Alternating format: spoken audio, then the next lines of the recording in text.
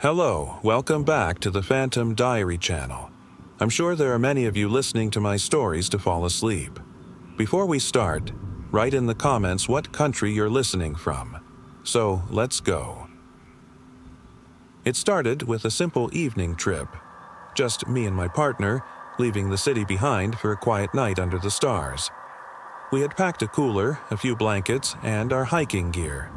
The plan was to find a secluded spot, away from the noise, to enjoy the night sky. We drove out of town, into the rolling hills, the familiar sights of the city fading behind us. The roads became narrower, winding through forests, the trees towering overhead, blocking out the last of the fading light. By the time we reached a clearing by a small lake, the sun had vanished, leaving us in complete darkness. The spot was perfect. No light pollution, just the stillness of nature. We set up our tent near the water's edge, ate some snacks, and stretched out on our blankets, gazing at the sky. It was peaceful, serene. For a while, we didn't say much, just soaking in the quiet. Around midnight, we decided to take a walk along the shore. The lake was calm, almost like a mirror reflecting the stars above. I felt a sense of tranquility, the kind you only get when you're far from everything. But as we walked, something felt off. The night seemed to stretch out longer than it should have.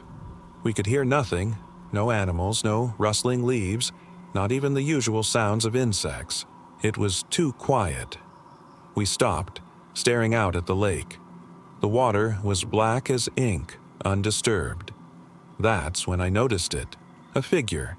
It was standing by the water, its shape indistinct against the dark. I called out to my partner, but the words caught in my throat. The figure didn't move, didn't react. It just stood there, watching. I couldn't make out any details, but the feeling of wrongness was overwhelming. "Who's there?" I asked, my voice barely above a whisper. The figure didn't respond. It stayed perfectly still, just watching. The silence stretched, unbearable now. I wanted to look away, to turn back to the tent, but my feet wouldn't move. My partner, sensing my unease, grabbed my hand and pulled me, whispering, "Let's go." We hurried back to the tent, but as we reached it, I couldn't shake the feeling of being followed. I kept looking over my shoulder, but there was nothing. The lake and the woods were still and lifeless. We tried to convince ourselves it was just our imagination. Maybe it was a deer or some reflection playing tricks on us. We locked ourselves in the tent and lay there, my heart racing. At some point, I dozed off, but I woke suddenly. It wasn't the sound of footsteps that stirred me. It was the sense of someone watching. I peeked out of the tent, heart pounding, and saw the figure again just a few feet away from the tent. It was closer now, still motionless, still watching. I could feel its presence, an oppressive weight that made it hard to breathe. I wanted to scream, to run, but my body wouldn't move. Then, without warning, the figure turned and walked into the darkness, fading into the trees. The silence was deafening again except for the sound of my breath, shallow and trembling. We didn't sleep the rest of the night. By morning, everything was gone. No figure, no eerie presence. Just the quiet lake, the trees, and the silence. We packed up quickly, leaving before the sun rose. I haven't been back to that spot since. I don't know what we saw, but I know one thing for sure. The woods are still out there, waiting. It was supposed to be a quiet evening out, just me and a few friends. We decided to explore an old abandoned theater that had been shut down for decades. The place was a relic, decaying with its crumbling facade and faded marquee. The theater had always been known for its eerie history, rumors of strange occurrences, unexplained disappearances, and whispers of something lurking in the shadows. We weren't expecting much beyond a few creepy sights and maybe some unsettling stories to tell afterward. It wasn't far from town, but far enough that no one really ventured there anymore. The building was dark, with broken windows and faded paint. The sign above the entrance flickered intermittently, creating fleeting glimpses of the name Riverview Theater. We stepped inside, the smell of decay hitting us immediately. Dust hung thick in the air, and the old red velvet seats were tattered and stained. The theater was massive, with the grand stage still intact, though the paint was peeling, revealing layers of once vibrant murals beneath. As we wandered deeper into the building, there was a strange silence.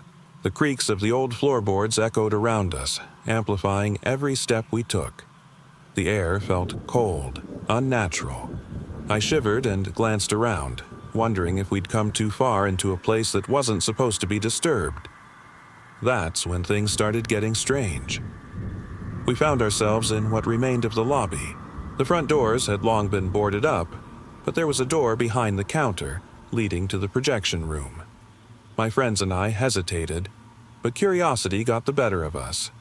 I led the way, opening the door slowly. Inside was a long hallway lit by dim, flickering bulbs. The walls were lined with faded, yellowing posters of long-forgotten movies. As we moved down the hall, the floor creaked beneath our feet, and I couldn't shake the feeling that something was watching us. The projection room at the end of the hall was locked. The old rusted door refused to budge no matter how much we pushed.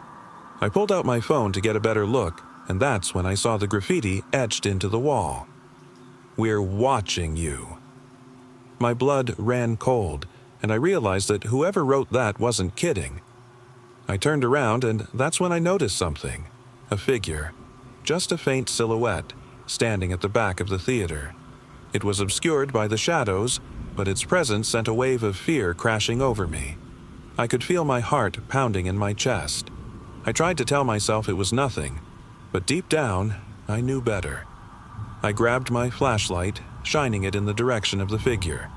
The light danced across the shadows, revealing nothing. The figure had vanished. "Hello?" I called out, my voice trembling. No response. We decided it was time to leave. Fast. But as we made our way back to the lobby, the door behind us slammed shut, cutting us off from the exit. Panic set in as we tried to force the door open, but it wouldn't budge. The sound of our breathing echoed in the empty theater, growing louder with every passing second. Suddenly, we heard a noise from above. The creaking of footsteps. Slow, deliberate. My flashlight caught a glimpse of movement on the balcony. I froze, shining the beam up toward the second level. A figure stood there, staring down at us. This time, there was no mistaking it. The figure had no face, just an empty void where the eyes should have been. Its silhouette seemed to blur, shifting and stretching in a way that was unnatural. "Run!" I shouted. We bolted toward the main entrance, tripping over ourselves in our haste. The air seemed to grow colder with each passing second. The door, however, was still sealed shut. In desperation, I turned back to the balcony, expecting to see the figure again. Instead, I saw something far worse. It wasn't a figure at all. It was a screen, glowing faintly. But the screen wasn't showing any movie. It was showing us. There we were, standing at the front of the theater, faces frozen in horror. But something was wrong. Our reflections weren't acting like we were. The shadows, the empty eyes, they weren't reflections at all. They were watching us, mimicking us. I could barely comprehend what I was seeing when the screen went dark. The theater was plunged into total darkness, except for the faint glow of my phone. My friends and I managed to break free from the building somehow, sprinting into the night, not stopping until we reached the edge of town. The old theater remained behind us, a broken, silent shell under the pale moonlight. We never spoke of what we saw that night, and we never went back. I had always loved driving. Long road trips, winding highways, and the sense of freedom they brought. That's why I decided to take an impromptu trip one evening, just to escape the noise of the city. No destination in mind. Just me, my car, and an open road stretching ahead. It was around 10 p.m. when I hit the road. The air was crisp and the moon hung low in the sky, casting its silver glow on the empty highways. I didn't mind the quiet. The roads were deserted, and aside from the occasional passing car, I felt like I had the world to myself. Hours passed, and I found myself driving through farmland. The fields stretched on for miles, with barns and old wooden fences lining the road. I kept going, entranced by the solitude and the sound of the tires humming on the pavement. There wasn't a soul in sight. As I rounded a bend, I noticed something strange. Off in the distance, a figure walking along the side of the road. At first, I thought it was someone out for a late-night stroll, but as I got closer, I realized it wasn't quite human. The figure moved in a way that didn't make sense. Its steps were slow, almost unnatural, like it was gliding rather than walking. It wore a tattered coat that seemed too large for its frame, trailing behind like something out of a dream. The closer I got, the more I felt that something wasn't right. I slowed the car, unsure what to do. The figure turned its head slowly, almost mechanically, and locked eyes with me. There was no expression on its face, just hollow, empty blackness where eyes should have been. Panic shot through me. I didn't know whether to stop or speed away, but something kept me glued to my seat, unable to look away. It wasn't fear, at least not the kind I was used to. It was as though I was being drawn in, compelled to stay and witness whatever this was. As I drove past, the figure continued its slow, unnatural pace. I turned to glance in the rearview mirror, expecting to see nothing but the empty road behind me. But there it was again, staring at me, still moving forward. I couldn't shake the feeling of being followed, as if whatever that thing was still out there, trailing me through the night. Minutes passed in silence, but the weight of the encounter lingered. I drove faster, trying to outrun whatever had followed me. My heart pounded in my chest, each mile marker flashing by like a countdown. Eventually, I found a small gas station tucked away in the middle of nowhere. I pulled in, trying to catch my breath. It was eerily quiet, the kind of silence that felt oppressive. I glanced around, half expecting to see the figure again, but there was nothing. I went inside, bought a bottle of water, and forced myself to sit on one of the benches outside. I tried to shake the feeling, telling myself it had been a trick of the mind, but deep down, I knew better. Just as I was about to get back in my car, I heard it. Slow, deliberate footsteps. I turned, expecting nothing. But there it was again, standing at the edge of the gas station, staring at me with those hollow black eyes. It didn't move closer, didn't make a sound. It just stood there, watching, as if waiting for something. I sat frozen, my breath hitching. The air grew colder, as though the world itself was holding its breath. Then, in a whisper that seemed to come from inside my own mind, I heard it again. You can't escape. I didn't wait. I slammed the car into gear and sped off, leaving the figure behind. The road stretched out ahead of me, endless and dark, but no matter how fast I drove, I knew I couldn't outrun whatever had been following me. It was still there, waiting in the shadows. I had always enjoyed hiking alone. The quiet solitude of nature was something I craved, especially after long, stressful weeks. One summer afternoon, I decided to head to a remote trail I'd been eyeing for months. It wasn't marked on most maps, secluded deep in the forest. The trailhead was a dirt path hidden off a narrow road, barely visible to anyone passing by. The hike started as usual. The air was cool, filled with the scent of pine, and the only sound was the crunch of leaves beneath my boots. I reveled in the stillness, lost in the rhythm of my footsteps and the sound of birds overhead. For hours, I trekked through the dense woods, following the winding trail deeper into the forest. The trail eventually began to narrow, the trees pressing in around me. It wasn't long before I realized I'd lost my bearings. I pulled out my map and compass, but neither gave me any clue as to which direction I should go. I sat down on a large rock, trying to collect my thoughts, but the sense of isolation began to creep in. I tried to shake it off, reminding myself that I wasn't truly lost, just turned around. but as the hours passed and the sunlight dimmed, I started feeling something was wrong. The forest felt heavier. The usual sounds of birds had fallen silent, replaced by an eerie quiet. It was as though the woods themselves had become aware of my presence. I pressed on, my pace quickening, though fear began to seep into my bones. I needed to get out of there. The trail eventually split into two. I didn't know which way to go, so I flipped a coin. Heads. I took the right path. The further I went, the more the trees seemed to loom, their branches stretching out like twisted fingers. The sun had set, leaving the forest in near total darkness. I pulled out my flashlight, but the beam barely penetrated the thick canopy above. Shadows danced in the light, appearing as figures just beyond my sight. Suddenly, I heard it. Footsteps. Not the sound of my own boots against the ground, but something lighter, quicker. I stopped and held my breath, listening. The footsteps continued, approaching rapidly, echoing unnaturally close. "Hello?" I called out, my voice wavering. No response, just the sound of rustling leaves. I tightened my grip on my flashlight, shining it in every direction. The forest felt alive now, shifting in ways I couldn't comprehend. I took off running, but the footsteps followed, always just behind me. I could hear them breathing, ragged and shallow, as though the thing was right on my heels. I didn't dare look back, but I knew whatever it wasn't human. The woods seemed to close in tighter, the trees bending and creaking with every step I took. My heart pounded in my chest as I ran until my legs couldn't carry me anymore.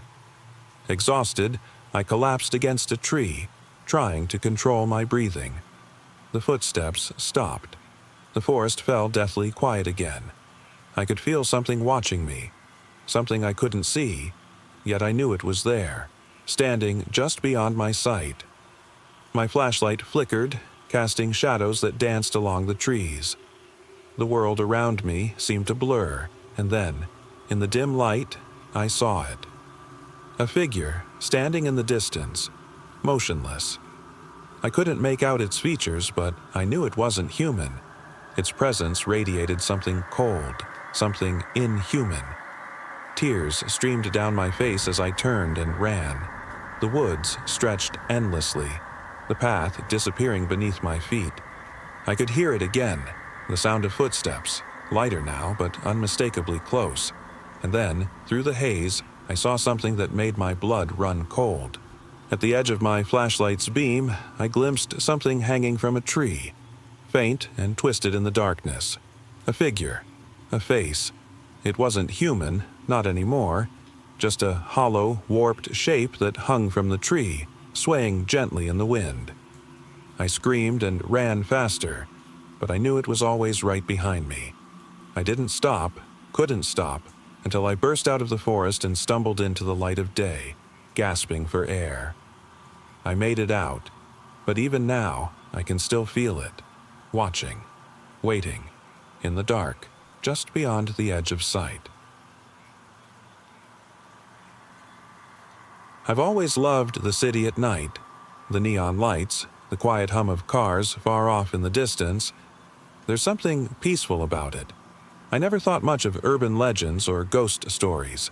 They always felt too far-fetched for someone like me, someone who preferred logic and reason. But one night, everything changed. It was a routine evening walk through the city, something I'd done countless times before. I left my apartment, heading toward the park that bordered the edge of downtown. The streets were empty, silent except for the occasional footsteps echoing beneath the towering skyscrapers. I didn't mind the quiet. It felt peaceful, a rare escape from the buzz of the day. As I walked, I passed by a small, dimly lit convenience store, its fluorescent lights flickering like a heartbeat. The wind had picked up slightly, causing the trash to skitter across the pavement. The park was just a block away, so I decided to cut through and take the shortcut. The park was eerily quiet, even for the middle of the night. The usual sounds of the city seemed to vanish. No distant traffic, no voices from the few people that might wander through. It was as though the park had been consumed by some invisible void. I took another step and realized I wasn't alone. At first, I thought it was my imagination, but I could feel it. Something was watching me. The sensation prickled at the back of my neck and my pulse quickened. I stopped and looked around, but there was nothing there, just the shadows of trees looming over the pathway. Probably just my nerves, I muttered to myself. I took a deep breath and started walking again, but the feeling didn't go away. If anything, it grew stronger. The quiet became oppressive, the kind that weighs down your chest and makes you question if you're really alone. I couldn't shake the feeling of being followed, of something trailing behind me in the dark. Every step I took felt heavier, more deliberate, as though something, or someone, was watching from the shadows, waiting. I reached a clearing near the center of the park where an old, rusted bench sat under a single street lamp that flickered intermittently. I hesitated, looking around, but still saw no sign of anyone. Yet, I couldn't shake the feeling that someone, or something, was out there, blending into the darkness, watching. Then I heard it, a faint whisper, carried by the wind. Not words, just a low, indistinct murmur, as if the air itself was speaking. My heart pounded harder. I instinctively stepped back, my breath quick and shallow. I wasn't alone. Something moved in the shadows, shifting just beyond the reach of the street lamp's light. I froze, eyes wide, trying to make sense of what I was seeing. There was nothing, just darkness and the faint sound of rustling leaves. "Hello," I called out, my voice trembling. No response. I started walking faster now, trying to shake the overwhelming feeling of dread. But the whisper followed me, growing louder, more persistent. My mind raced, wondering if I'd somehow stumbled into some bizarre dream or hallucination. I kept expecting to turn a corner and see someone, or something, standing there, watching me from the darkness. But nothing came. As I neared the edge of the park, I felt something brush against my leg. I jerked back, heart pounding. There was nothing there. The whisper had grown into a chorus of faint voices, overlapping and unintelligible as though a crowd of whispers was surrounding me, closing in. Panic set in.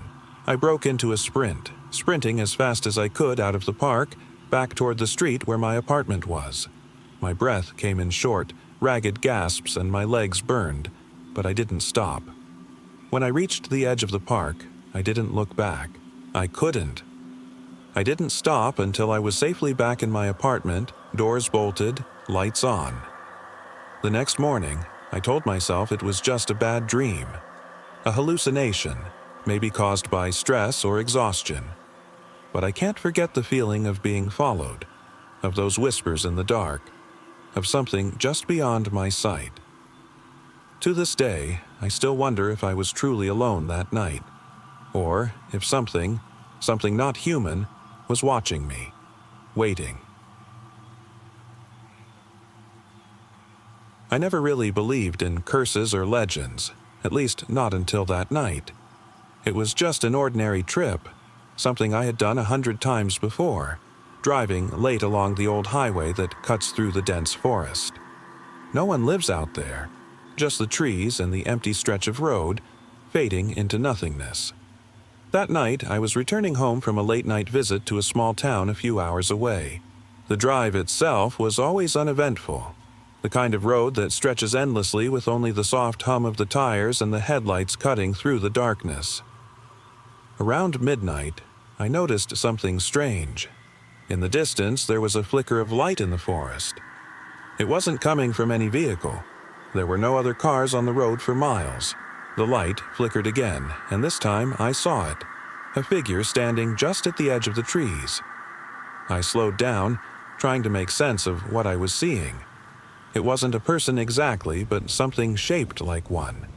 Tall and thin, with limbs that stretched unnaturally, bending as it moved. Its face was barely visible, but I could make out hollow, dark eyes that seemed to pierce through the darkness directly at me.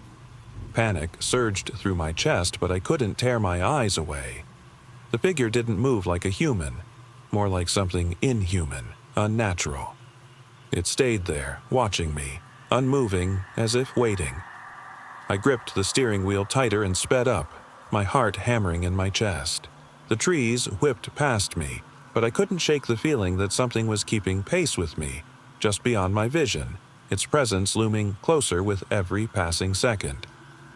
When I glanced back in my rearview mirror, there was nothing. Just the endless stretch of road and the trees rushing past. But I couldn't shake the feeling that it was still out there, watching. Eventually, the forest thinned and the road straightened. I glanced at the clock, nearly 3 a.m. My hands were shaking as I gripped the wheel tighter. The figure had vanished, but something in the air still felt heavy. I drove the rest of the way home in silence, my mind consumed by the image of those dark, hollow eyes. When I finally reached my driveway and stepped out of my car, the woods beyond seemed quieter than ever, as if they had been holding their breath the entire night. I still don't know what I saw, and I try not to think about it. But sometimes, when the night is too quiet and the trees outside my window seem to stretch too far, I wonder if that figure is still out there, waiting. I was 13 when it happened, during a summer trip to my grandparents' old farmhouse. It wasn't just any trip, it was supposed to be a simple visit, full of farmland sunsets and lazy afternoons. But from the moment we arrived, something felt wrong. The farmhouse itself was isolated, sitting at the edge of an overgrown field, far from any neighboring houses. My parents assured me it was just an old family home, quiet and peaceful. But from the moment I walked in, a strange sense of unease took hold. That first night, I couldn't sleep. The old wooden floorboards groaned under the weight of each step, and the creaking of the house seemed louder in the silence than it should have been. I lay awake, staring at the ceiling, when I heard a faint rhythmic tapping. It wasn't coming from inside the house, it was from outside. At first, I dismissed it as some small animal, maybe a bird or a raccoon, but the tapping grew louder and more deliberate as the hours passed. In the morning, I asked my grandmother about the noise. She shrugged, a little smile playing on her lips. Just the old trees. The wind does strange things out here. But the look in her eyes said she didn't believe it either. The days passed, but the tapping never stopped. It wasn't just random anymore. It was constant. I began to hear it even when I was awake, echoing through the empty halls of the farmhouse. The feeling of being watched grew stronger, and no matter where I went, I felt like I was being followed by unseen eyes. One afternoon, I decided to explore the surrounding fields. They stretched out for miles, untouched by modern life, just the way they had been for decades. The air was thick with the scent of hay and soil. The trees creaked gently as the wind picked up, adding to the eerie atmosphere. I wandered far from the farmhouse until I could no longer see the building. That's when I saw it. A figure. Not far from where I stood, barely visible beneath the branches of a gnarled oak tree. It wasn't moving, just standing there, staring in my direction. My breath caught in my throat. The figure was tall, too tall, its form distorted as if it didn't belong in the world. I couldn't make out its face, only dark, hollow eyes that seemed to sink into its head, lifeless and empty. I wanted to run, but my legs wouldn't move. The figure remained still, unmoving, as though waiting for me. Slowly, I raised my hand, and with a trembling finger, I pointed. The figure didn't react. It didn't flinch or move. It just stood there, silent and endless. The tapping continued. Only now it wasn't coming from the trees anymore. It seemed to come from within me, a dull rhythm that echoed in my ears. I felt like I was being pulled toward the figure, drawn in by something I couldn't understand. I don't know how much time passed before I finally turned and ran. My legs moved faster than they ever had, back toward the farmhouse. The figure never followed. It simply watched, unmoving, as I fled. That night, as I lay in bed, I could still hear the tapping. It was quieter now, but still there, persistent and unrelenting. I realized that whatever I had seen wasn't something I could run from. It had become a part of me. We left the farmhouse the next day, but the tapping never stopped. I can still hear it sometimes, especially in the quiet moments when I'm alone. It's there, just beyond the edge of my vision, waiting. The old barn was far from where I had ever expected to encounter anything remotely eerie. I grew up on a farm, and barns were part of life, places for animals, equipment, and nothing more. But that summer evening changed everything. It was supposed to be a simple task: check on the horses and ensure everything was secure before nightfall.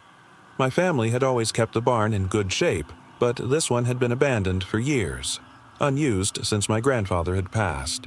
Most of the time, we avoided going near it. Something about the way it loomed in the distance always made my skin crawl. I remember walking across the overgrown fields, the tall grass brushing against my legs as the sun dipped low, casting long shadows across the landscape. The barn sat a few hundred feet away, its wooden frame creaking slightly in the breeze. I had to see if the horses were okay, even though I didn't like the way the air felt around it. The moment I stepped inside, the silence was overwhelming. Dust floated in the slanting light that seeped through a broken roof panel. It was strange. Everything was as I remembered. But there was something else, a smell. Musty and old, but beneath that, something faintly metallic. I couldn't place it. As I moved deeper into the barn, the air grew colder, biting at my skin. The sound of my footsteps echoed unnaturally. The faint noise of hooves clattering against the wooden floor like they were dancing, tapping in a pattern I couldn't quite make sense of. It didn't belong to the horses. I stopped. My breath misted in the stillness as I strained to listen. The clattering continued, but now it seemed further away, like something was moving deeper into the barn. I wasn't sure if it was my imagination, but the shadows appeared to shift, bending in ways they shouldn't have. They seemed alive, writhing like dark tendrils, stretching longer than they should in the dim light. Something was watching.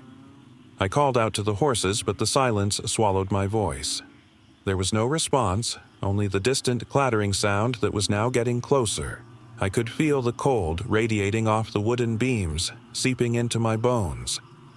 That's when I saw it. At the far end of the barn, barely illuminated by the fading light, a figure stood motionless. It wasn't human, at least not entirely. Its shape was twisted, distorted, and though its face was obscured, I could feel the weight of its gaze. The shadows surrounding it seemed to pulse, shifting like a living thing, as if the figure controlled them. I couldn't move. My body refused to obey as I stared at it. The clattering had stopped, replaced by an unsettling silence that felt as though it was waiting for something. A chill ran through me, colder than the night air. Then the figure began to move toward me, slowly, deliberately. The floor groaned under its steps, as if the very wood resisted its presence. Its form twisted again, contorting unnaturally. The shadows seemed to cling to it, as though they were a part of it, not separate. I wanted to scream, to run, but my legs felt frozen. The figure stopped just a few feet away, the silence stretching between us. I could feel its cold breath on my skin, but there was no sound. Suddenly, it raised a hand, not to harm, but in a slow, deliberate motion, as if asking for something I couldn't give. The shadows extended toward me, and for a moment, I thought they might consume me. But then, as quickly as it appeared, the figure turned and vanished into the deeper shadows of the barn. I stood there, trembling, until the cold became unbearable. My legs finally moved, carrying me out of the barn, back into the open field. I didn't look back. The barn stood silent, as though nothing had ever disturbed its stillness. But something had. It was a quiet summer evening when my friends and I decided to take a drive. We didn't have any particular destination in mind, just wanted to escape the noise of the city and soak in the stillness of the countryside. We left town with no real plan. winding down narrow back roads, passing the occasional farmhouse and letting the radio fill the silence. We ended up on an old, forgotten road, the kind with broken pavement and weeds pushing through cracks. It stretched on for miles, empty except for the occasional crows circling above. The sun was beginning to dip below the horizon, casting the land in a dull orange glow. We pulled over at a random spot where the trees opened up, leaving a stretch of land that felt completely isolated. The silence was heavier now, the kind that creeps into your chest, making it harder to breathe. We got out of the car, stretched, and walked a few feet to sit on the hood, staring out at the horizon. It felt perfect, peaceful, distant, far from the chaos of everything. But as the minutes stretched on, a strange sense of tension began to creep in. My friend Jess was the first to break the silence. "Do you hear that?" she asked, her voice barely above a whisper. We all fell quiet, straining to listen. At first, there was nothing, just the soft rustle of wind through the grass, but then, faintly, we heard it, a distant, echoing sound. A voice, perhaps, or something that barely resembled one. It was hard to tell. The sound came and went, almost like breathing, but slower, heavier. We exchanged uneasy glances, trying to brush it off. Maybe it was just the wind, or some far-off noise we couldn't identify. But it didn't sit right. There was something too deliberate about it, like it was aware of us. After a few minutes, the noise stopped. We relaxed a bit, laughed nervously, and chalked it up to our imagination. But as soon as we settled back into our thoughts, we heard it again. This time, it was closer, more distinct. A whisper, drawn out, almost as if someone, or something, was speaking, but we couldn't make out the words. "What the hell is that?" Jake asked, his voice trembling. We all leaned in, listening harder now. The sound was coming from the trees, just beyond the clearing, just beyond where we could see. The air grew colder, heavier, pressing down on us. "Let's get back to the car," I said, standing up. My voice was shaky. The fear I felt wasn't like any I'd ever experienced. It was primal, instinctual. But as we turned to walk back, we heard it again. Closer this time, and clearer. It wasn't just a whisper. It was laughter. A low, hollow laughter, chilling in its emptiness. It didn't sound like any human laugh. It wasn't playful. It was wrong. We didn't speak. We didn't dare. Our feet moved faster, scrambling back toward the car, the laughter following us, echoing through the trees. When we reached the vehicle, we slammed the doors shut and locked them. I could barely see through the windshield, my hands trembling as I gripped the steering wheel. The laughter didn't stop. It was all around us now, growing louder, closer. "I think we need to go," I said, my voice barely above a whisper. Just as I was about to start the engine, Jess screamed.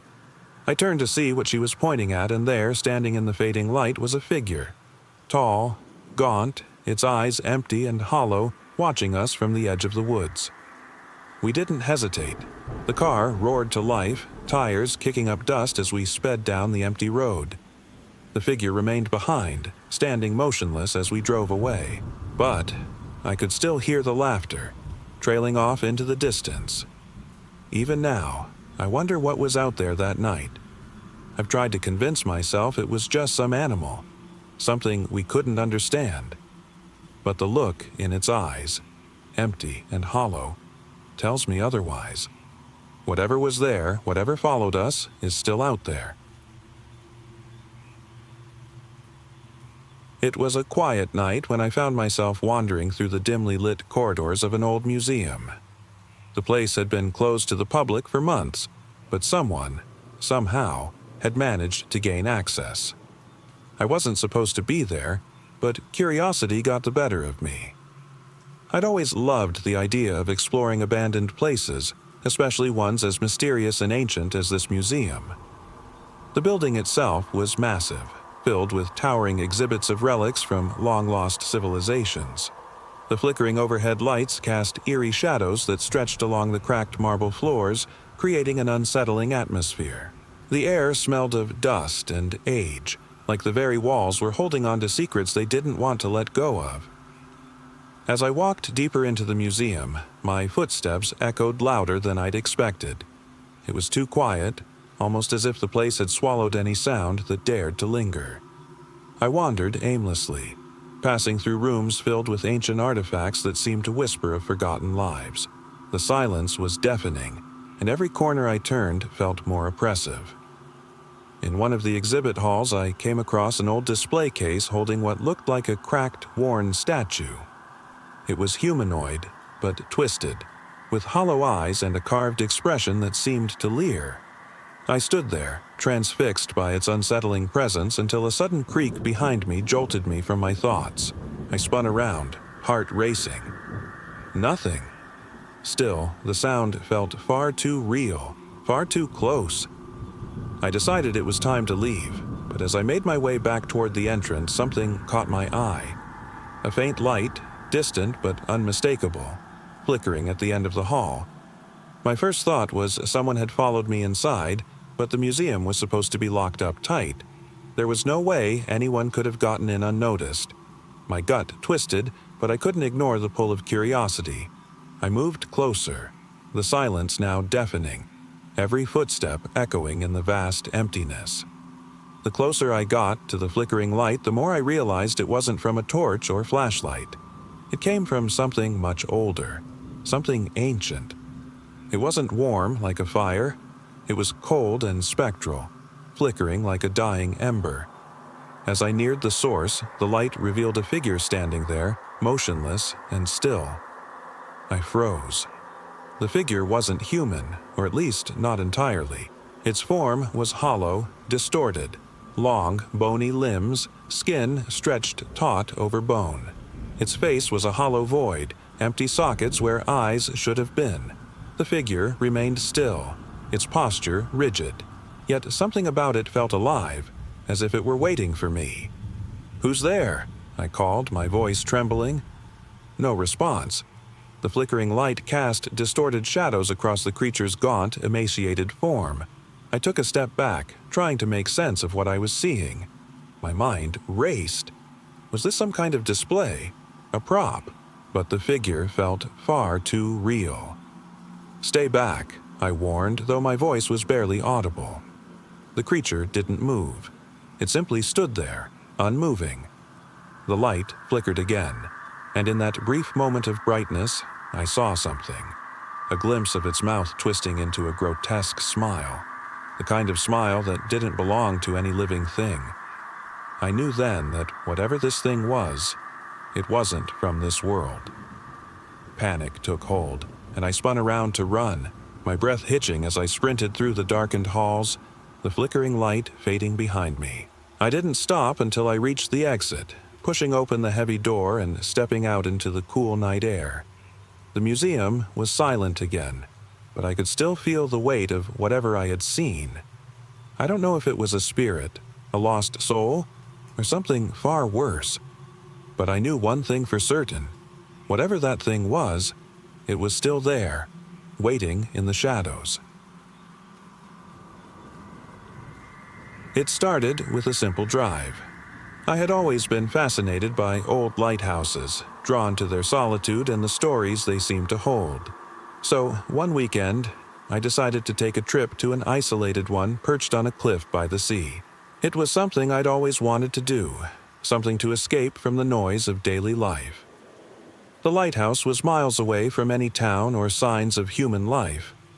The drive to get there was long, winding through narrow, desolate roads with nothing but trees and rocky cliffs on either side. The closer I got, the more the world seemed to shrink. By the time I arrived, the sun had begun to set, casting a long, eerie glow over the water below. The lighthouse stood tall, its white paint peeling and windows dark. The air smelled of salt and brine, and the only sound was the crashing waves below. I parked my car and began the short hike up the steep path leading to the base of the lighthouse. The only other thing besides the distant roar of the sea was the silence that seemed to engulf everything. When I reached the entrance, I pushed open the heavy wooden door. The inside was musty and cold, with narrow, spiraling stairs leading to the top. Each step groaned beneath my feet as I climbed. It wasn't long before I reached the top where the view was breathtaking. The sea stretched out before me, endless and unforgiving. I stood there, lost in the beauty of it all, when something made me glance back toward the stairs. For a moment, I thought I saw someone standing there, silhouetted against the narrow frame of the doorway. My stomach twisted and my heart skipped a beat. But when I turned fully around, there was no one there. I told myself it was just the shadows playing tricks. The wind whistled through the small broken windows, and I shivered, forcing the creeping unease to the back of my mind. As I took in the view again, I thought about the stories of ships lost at sea, the lonely keepers who had watched from these towers for generations. The idea of isolation felt comforting until I realized that I wasn't alone. Not truly. There was something off about the silence, the absence of birds, the usual sounds of life. Everything was too still, the kind of silence that made your ears ring. I made my way back down the stairs, each creak of the wood beneath me echoing. When I reached the bottom, the door was shut. How had I not noticed that before? The door hadn't moved on its own. My heart raced again as I reached for the handle, only to find it locked from the inside. I was trapped. Panic hit me hard. I checked my phone, but there was no signal. The lighthouse stood in the middle of nowhere, surrounded by nothing but ocean and cliffs. I tried to open the door, banging on it, shouting for help, but there was no one around. The sound of my own voice felt hollow in the empty space. I spent what felt like hours trying to find a way out, but the door refused to budge. It was as if something had sealed it behind me, something I couldn't see or understand. The fear grew, sinking into every part of me.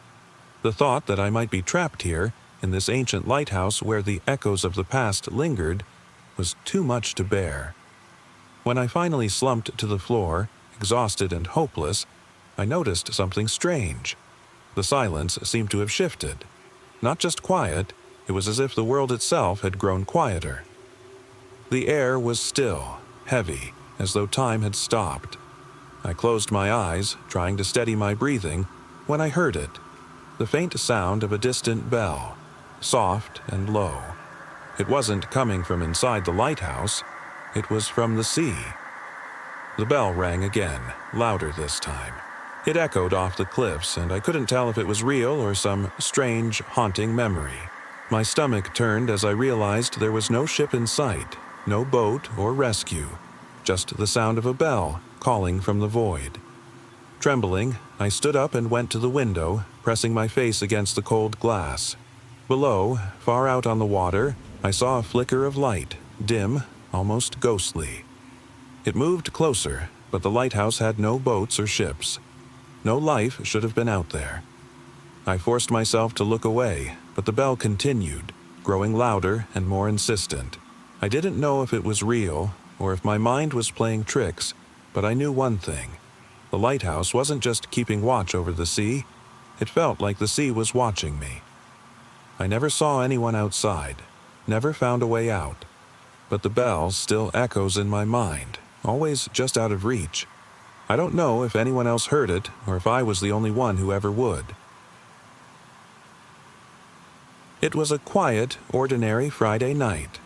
I worked at a small local museum, one of those places with dim lighting and long hallways filled with ancient artifacts. The building had a certain charm to it, but by night it felt hollow, lifeless, like the stories of the past were fading into silence. My shift was from midnight to 8 a.m., and most nights were uneventful, just me and the quiet hum of security cameras. That night, everything was routine as usual. I walked through the galleries, checking the displays, making sure everything was locked up tight. The only sounds were the creak of my footsteps and the faint echo of the security system beeping softly. Around 2 a.m., I was in the main hall near the old exhibit on ancient civilizations. The air felt heavy, like it had been pulled from somewhere deep beneath the earth. The lights flickered once, briefly, and then returned to their usual dull glow. I shrugged it off, assuming it was the building settling. I glanced at the case with the ancient pottery. its intricate designs worn from years of dust and time. That's when I noticed something strange. One of the display cases was cracked open, my stomach twisted. These cases were made to be impossible to open without the alarm system triggering. The glass wasn't shattered, it was simply opened, carefully. I approached, my breath quickening. The artifact inside, the ancient stone mask, was gone. In its place was nothing but empty air. I called security immediately, my voice shaky. The line crackled, but no one answered. I wandered through the museum, heart pounding as I checked each exhibit. One by one, I realized others had been tampered with. A display of ancient scrolls was wide open, the texts scattered on the floor. A case housing old coins was now empty. The more I walked, the more I noticed. Every artifact was either disturbed or missing. Panic set in. What was happening? Someone had broken in, but there were no signs of forced entry, no evidence of where they'd gone. I turned a corner and froze. The security camera feed on the wall was glitching, the screen flickering wildly. I stared at the screen, my breath catching. The camera wasn't showing the empty hallways it should have been. Instead, I could see something else. In the grainy, distorted feed, I saw figures, tall, shadowy figures walking through the museum. They moved silently like they were gliding rather than walking. Their faces were obscured, but I knew instinctively they were not human. One of them stopped in front of the empty display case where the ancient mask had been. The figure tilted its head as if inspecting the empty space. Then it turned slowly, as though it could feel my gaze, and began walking toward the camera. The screen went black. I stumbled backward, my heart racing. I didn't know what to do. There was no one to call, no one who could help me. I could feel them in the museum, moving through the darkened halls like ghosts. As I stood frozen, trying to comprehend what I had just witnessed, I noticed something else. The air was colder now, colder than it had any right to be, considering the time of year. The faint sound of whispers filled the stillness, voices murmuring in languages I couldn't understand. I wanted to run, but every instinct told me that running wouldn't help. They were already here. I kept walking, trying to find an escape, but everywhere I went, the shadows followed. I realized, too late, that the missing artifacts weren't random. They were gone. Stolen by the figures that had emerged from some forgotten part of the museum. Then I heard a voice. It wasn't from the shadows or from the air. It was behind me, right beside me. Return what was taken. I turned around, but there was nothing there. No one. No sound, except for the whispers, still echoing from the darkness. I didn't know if I was losing my mind, but I knew I couldn't stay. I rushed out of the museum, sprinting into the night, my breath visible in the cold air. The police came later, of course. They found no signs of forced entry, no evidence of anyone breaking in. The artifacts were never recovered, and the museum remained silent. They assumed someone had broken in and escaped, but I knew the truth. Whatever those things were, whatever had taken the artifacts, they were still there, waiting. I've never gone back to that museum, and I never will. It was a quiet Sunday evening when my family decided to take a drive out to the old lake. The air was crisp, the sky painted with soft hues of orange and pink as the sun dipped toward the horizon. The lake had always been a place of peace, a spot where we'd spent countless weekends, swimming, fishing, and simply enjoying the stillness. We packed a small cooler, grabbed some snacks, and set out in the late afternoon. The drive was familiar, the roads winding and quiet, with only the occasional passing car. As we approached the lake, something felt different. The usual sense of tranquility was replaced by a strange feeling of isolation. We parked near the water's edge, the gravel crunching beneath our tires. The lake stretched out before us, its surface calm and glassy. My parents unpacked the cooler while my younger siblings ran ahead, eager to dip their toes into the chilly water. I stayed back, sitting on the hood of the car, watching them. The sun had almost fully set now, casting long shadows across the trees that framed the lake. There was something in those shadows that didn't feel right. A stillness, unnatural, almost as if the world had stopped turning. That's when I heard it. A soft whisper carried on the wind. It was faint, almost inaudible, but I could feel its pull. My head snapped toward the woods behind the lake. There was no one there, just the trees swaying gently in the breeze. I tried to shake it off, telling myself it was just the wind or my imagination. But the longer I sat there, the more the feeling of being watched intensified. My parents were still chatting by the car, unaware of the unease that had settled over me. I got up and walked toward the water's edge, my heart pounding in my chest. The whispers were clearer now, though they seemed to come from nowhere. I kept turning in circles, looking around, but there was no one. "Hey," I called out, my voice trembling. "Is someone there?" Silence. But then I noticed something strange. Footprints leading down toward the water. They weren't ours. They were small, almost childlike, but the stride was too long, too deliberate. My stomach twisted as I followed the prints, tracing them with my eyes. They led from the trees, right to the edge of the water, then disappeared into the still lake. A shiver ran down my spine and I turned back toward my family. My younger siblings had stopped playing and now stood beside our parents, their eyes wide with confusion. They hadn't noticed the footprints, but I could feel their presence. Something was watching us from the trees, something that didn't belong. "Let's go," I said, my voice shaking. "Now."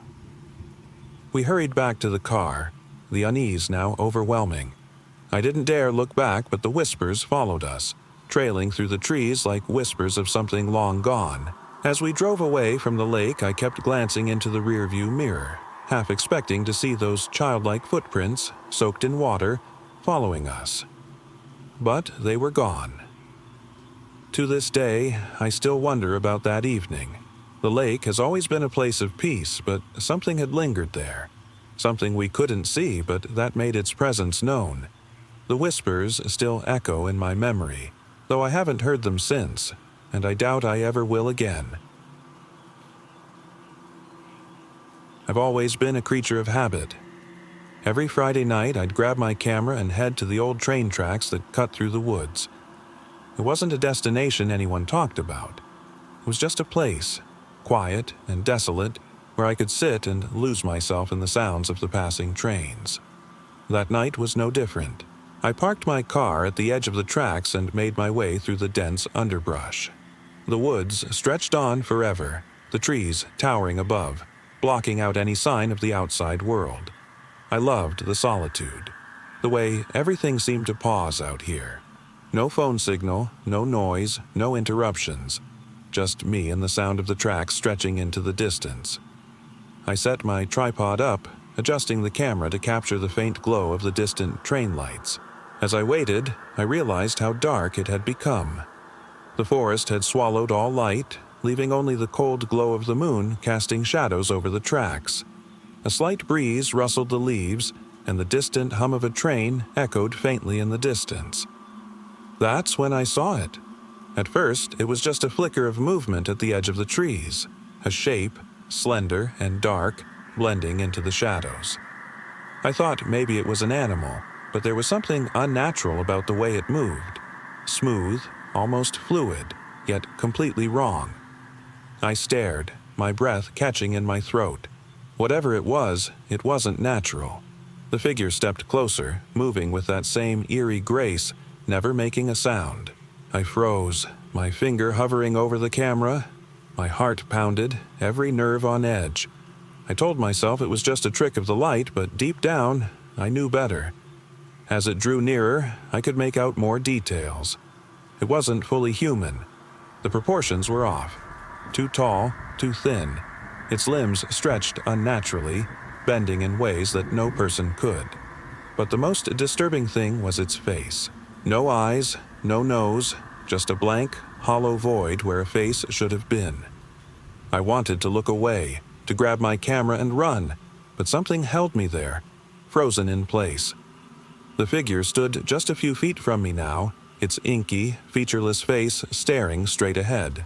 I could feel its gaze on me, even though it had no eyes. That's when I realized it wasn't looking at me. It was looking through me. Panic surged through me, but my legs refused to move.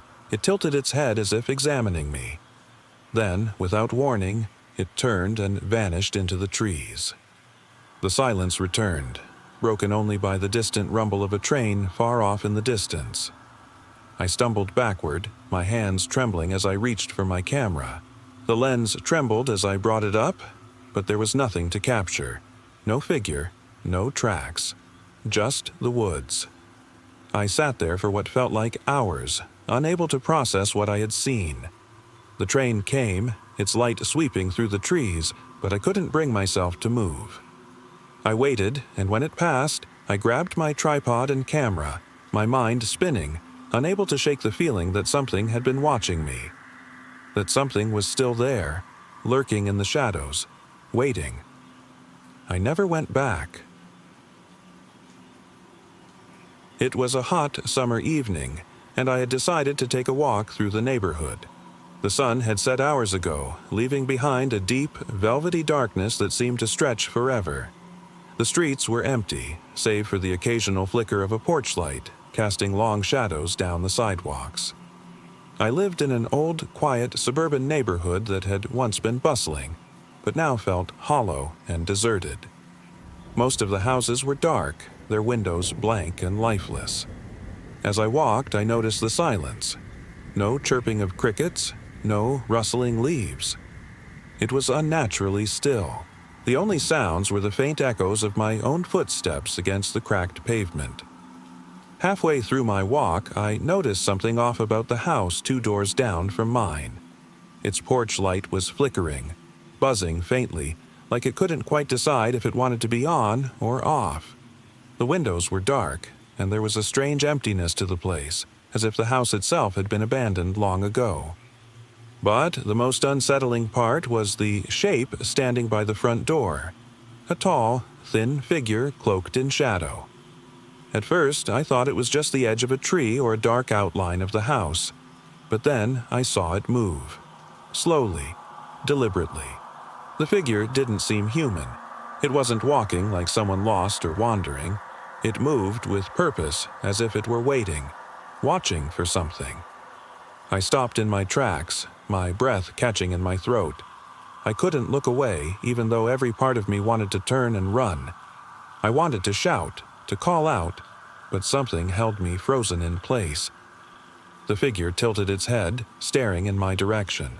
I could barely make out its outline, but there was something deeply unsettling about it, the way it stood so still, yet seemed entirely aware of my presence.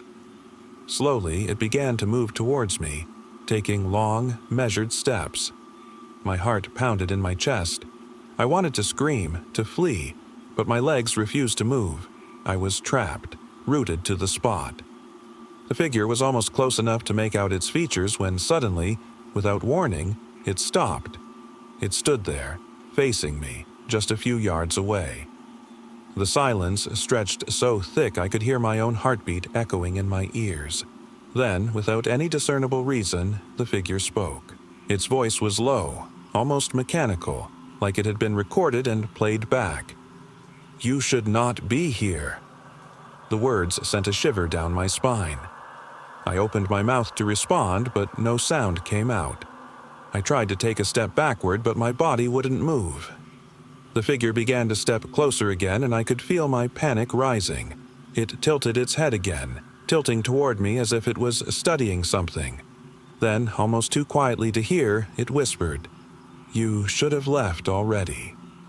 Suddenly, everything snapped back into focus. My legs moved on their own, and I bolted down the street, adrenaline coursing through me. I didn't look back, not once, until I was safely back home, slamming the door behind me. That night, I couldn't sleep. The figure's words haunted me. I don't know what it was or what it wanted, But I know one thing for sure. Whatever it wasn't human. And I pray I never see it again. I'll never forget that day. It started out ordinary enough. My friends and I decided to take a spontaneous trip to the nearby lake. We weren't expecting anything out of the ordinary, just a few hours of peace, some fishing, and maybe a swim if we felt like it. Nothing seemed unusual as we packed up and drove down the winding dirt road leading to the lake. We'd been going to this spot for years. It was remote, surrounded by trees and hills, with no cell service and few visitors, the kind of place where you could truly get away from everything. When we arrived, the sun was high in the sky, and the lake shimmered under its light. We set up a small camp by the shore, blankets, coolers filled with drinks, and a fishing line tossed into the water. It was the kind of day where you lose track of time, relaxing in the warm sun. But as the afternoon wore on, the atmosphere began to shift. The first sign came when we noticed the birds went quiet. The chirping had gradually died down, but we didn't think much of it. It wasn't until we glanced up at the sky that something truly strange happened. The clouds seemed to darken, even though the sun was still shining brightly. It was as if the world had turned gray for a moment, without warning. I looked around, feeling a knot of discomfort form in my stomach. My friends were laughing, oblivious, but I couldn't shake the feeling that something was wrong. I wandered a bit away from the camp, standing at the edge of the water, staring out into the lake. That's when I saw it, a figure, standing at the far side of the lake. It wasn't moving, just standing there as though it were staring directly at me. I told myself it had to be a trick of the light or someone from a distant campsite. But no one ever came to this part of the lake. The figure was still too far away for me to make out any details, but the sensation of being watched deepened. I called out to my friends, trying to shake off the unease. They didn't hear me. Or if they did, they didn't seem concerned. I didn't want to ruin the day with my paranoia, so I pushed the feeling aside.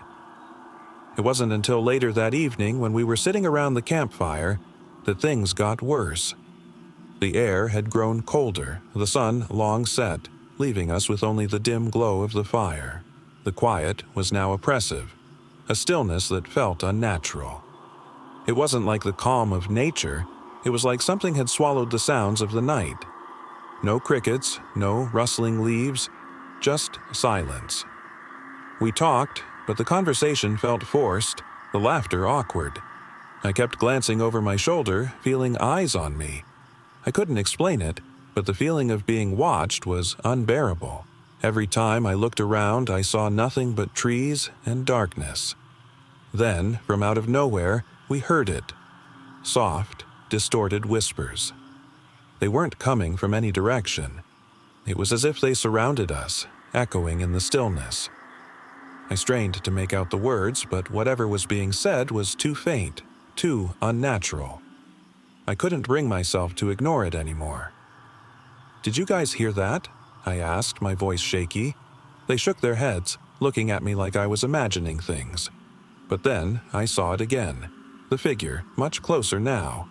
It was standing at the edge of the trees, watching us. It was too dark to make out any features, only the faint silhouette, almost human, but not quite.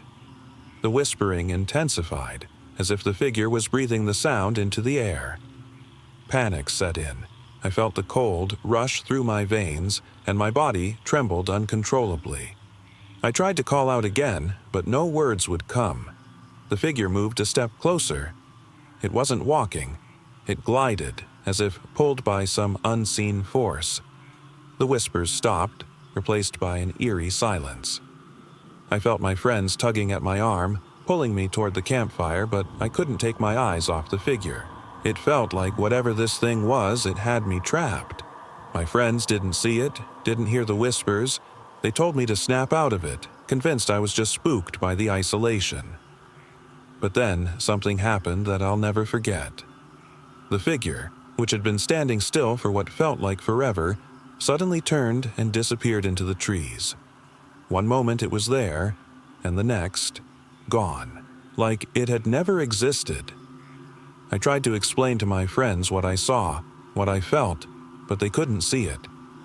The whispers returned for a brief moment, distant and faint. And then, just like before, silence. I've never been able to return to that lake. To this day, I don't know what I saw or what it wanted. All I know is that something was there, something that wasn't human, and no one else ever saw it. The night it happened, I wasn't even supposed to be there. A few friends and I decided on a spontaneous trip to an abandoned train station. It was old, long forgotten, deep in the woods, miles from civilization. The place had always held a strange allure, a remnant from a past that seemed almost mythical. The tracks were overgrown, the station itself crumbling under years of neglect. We hiked out there with flashlights, excited for the eerie adventure. The walk felt normal at first, just trees, the crunch of leaves beneath our feet, and the sounds of creatures in the woods. It wasn't until we reached the station that the mood shifted. The first thing we noticed was the silence. It wasn't the typical woods silence, the kind where animals go quiet at dusk. This was deeper, as if the forest itself had gone still, like something had pressed pause on the world. Even our own voices felt muted, unnatural.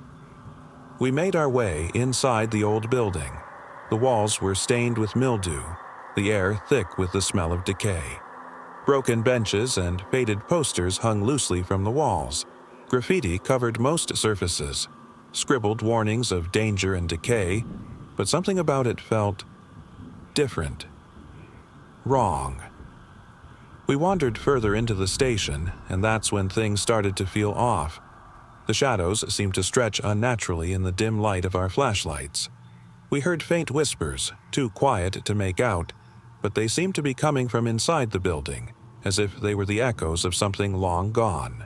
I looked at my friends, and we all shared uneasy glances, not sure if we were imagining it or if something truly was there with us. Then, from down the corridor, we heard it, a faint metallic clinking, like something was dragging along the floor. We froze. The sound came again, closer this time, like it was coming toward us. I signaled to my friends to stay still, but before we could even speak, the light flickered above us. A low, guttural growl reverberated through the station, and the air felt charged, like we were standing in the center of some unexplainable tension. We moved cautiously toward the source of the noise. The clinking grew louder, echoing off the cracked walls. It wasn't coming from one of us. Something was there. A figure emerged from the shadows, barely visible but unmistakably human-like. Its movements were jerky, unnatural, and it appeared more as a shadow than a person. I stepped back, heart pounding. My friends had already begun to whisper frantically, but none of us could make sense of what we were seeing. The figure didn't seem fully alive. Its skin was pale and stretched tightly over bones that looked too sharp, like they didn't belong. Its eyes were hollow, black as night, and it moved toward us without any sign of consciousness or intent. That's when we realized it wasn't human. Panic set in, but we didn't run. We couldn't. It was like the creature had already consumed the world around it, leaving only that suffocating silence. We turned to leave, but the door that had been open earlier was now shut. No breeze, no reason for it to have closed. The creature let out another growl, louder now, closer. We could hear its footsteps dragging along the floor as it approached. It didn't seem to care whether we ran or stayed. It didn't care if we lived or died. It wasn't moving with purpose, but with an unrelenting pull towards something. In that moment, it wasn't just fear that consumed me. It was confusion. What was this thing? What was it after? I don't know how much time passed before it stopped. The growling faded, and the dragging noise was gone. We didn't move. We didn't speak. The shadows grew darker, almost as if they were swallowing the faint glow of our flashlights. When we finally gathered the courage to look again, the station was empty. The door had opened. We walked out into the night, our breaths heavy, and we didn't look back. I've never gone back to that train station.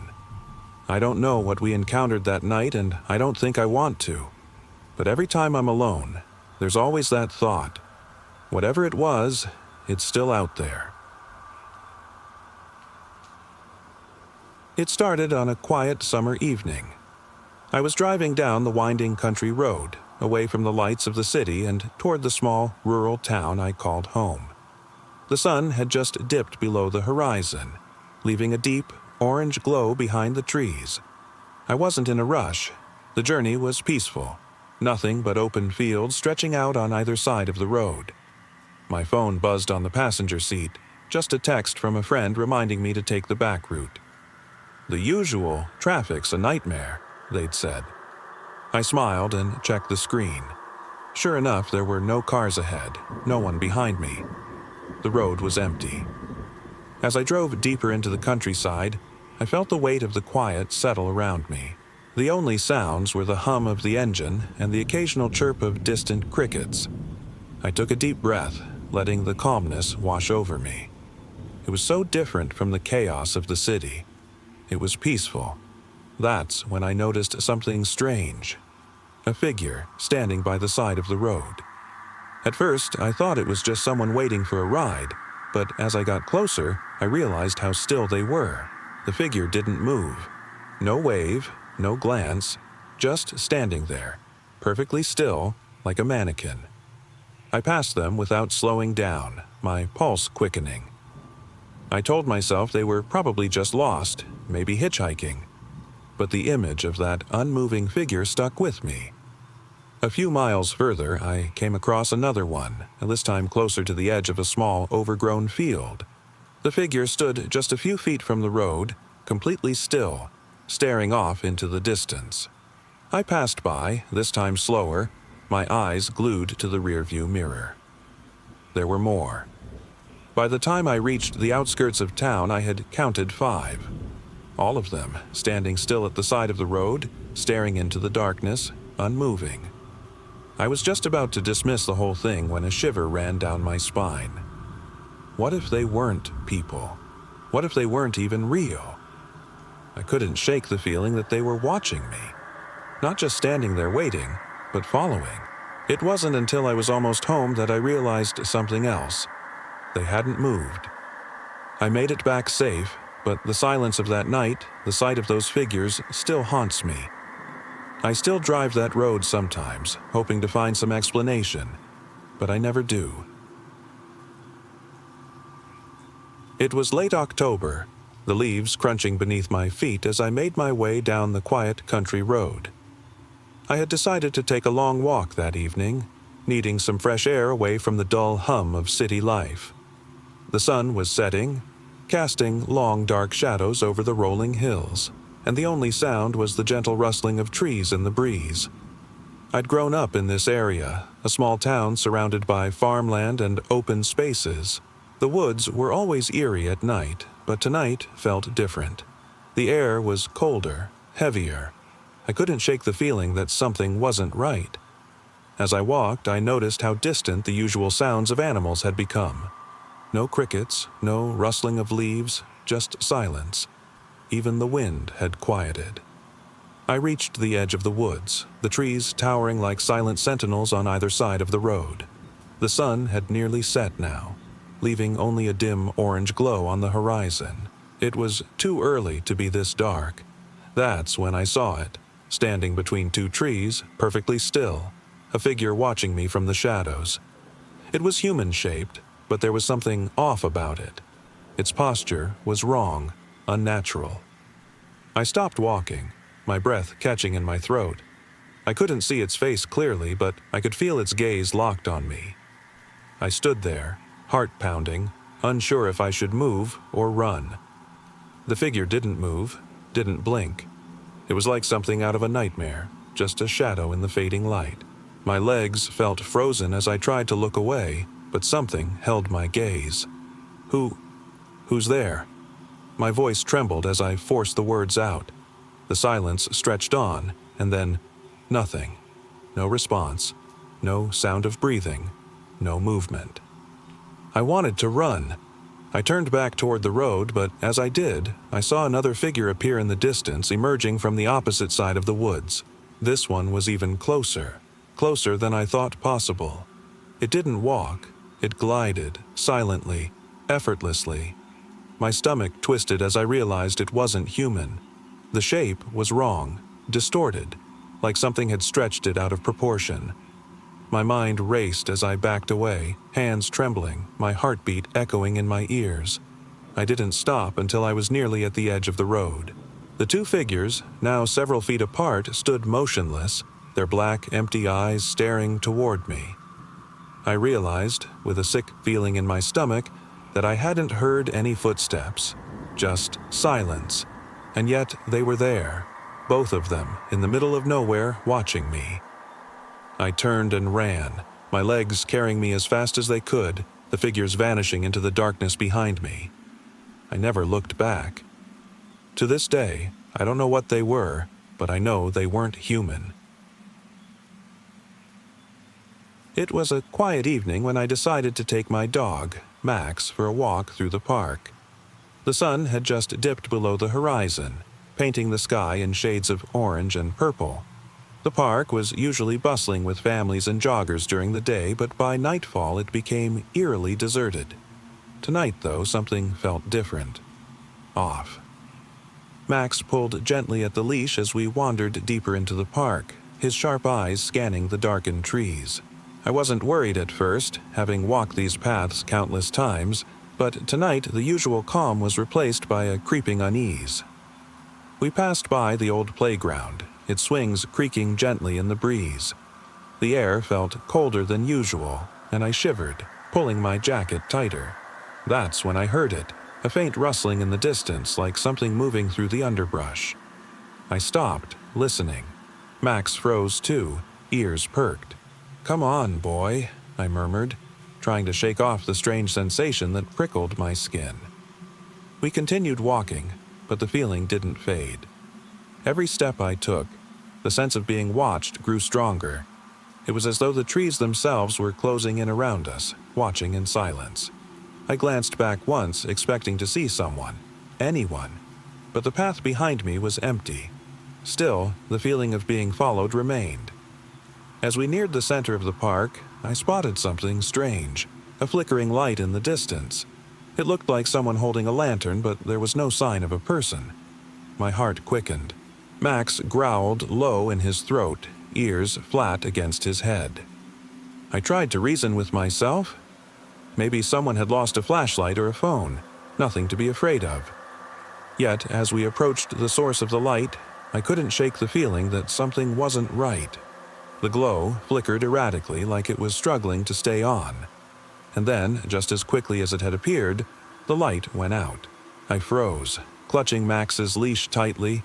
The only sounds were the rustling of leaves and the distant chirping of crickets. "Hello?" My voice broke the silence. I wasn't sure why I spoke. There was no one to answer. Max started pulling harder on the leash, his hackles raised. I could feel his fear radiating through the grip of my hand. I turned around, scanning the shadows beyond the trees, but they were still empty. Suddenly, the air felt heavier, like something was pressing against my chest. I couldn't shake the feeling that someone, or something, was watching me. The forest, which usually comforted me with its stillness, now seemed alive, watching, waiting. Then, from behind me, came a voice. Soft, quiet, but not human. "Stop!" I spun around, heart racing. Max barked furiously, his growl turning into a frantic, terrified yelp. I couldn't see anyone, but the voice had come from the direction of the woods, clear and chilling. "Who's there?" I called out, my voice trembling. No answer. Max was pulling at the leash, nearly dragging me now. His ears were pinned flat, and he was growling louder, more desperately. I glanced around, but the park remained as silent and empty as ever. "Let's go, Max," I said, though my legs felt heavy as I turned to leave. The hairs on my neck stood on end. I could feel something, or someone, following us now, always just out of sight. The walk back was one of the longest of my life. Every step felt like I was walking through a nightmare. Max's barks echoed through the trees, but the presence that had followed us remained hidden. When we finally emerged from the park and the streetlights lit the world again, the feeling of being watched didn't fade. I glanced back, but there was nothing. No figure, no sound, just silence and the shadows retreating back into the trees. I didn't sleep that night, my mind haunted by the voice and the feeling of being followed. To this day, I wonder what it was, if it was real or something my mind conjured. All I know is, some nights, even under the safety of streetlights, I still feel the weight of those unseen eyes on me. I never believed in the old tales they told about the abandoned factory. It was a relic of the past, a place everyone in town seemed to avoid. Rumors of shadows, whispers, and things that went bump in the night had always seemed like just that, rumors. But I was never one to fear the unknown, at least not until that night. I had always heard stories from my parents and older folks about the factory, how it had been shut down decades ago after a series of strange occurrences, machinery running on its own, lights flickering and whispers echoing through the empty halls. But no one I knew had actually dared to enter it until that night. It was a few weeks after the factory officially closed down for good, and curiosity got the better of me. A few friends and I decided to explore. The building was towering, windows shattered, rusted beams sagging. The front doors creaked as we pushed them open, the air inside heavy with the scent of decay.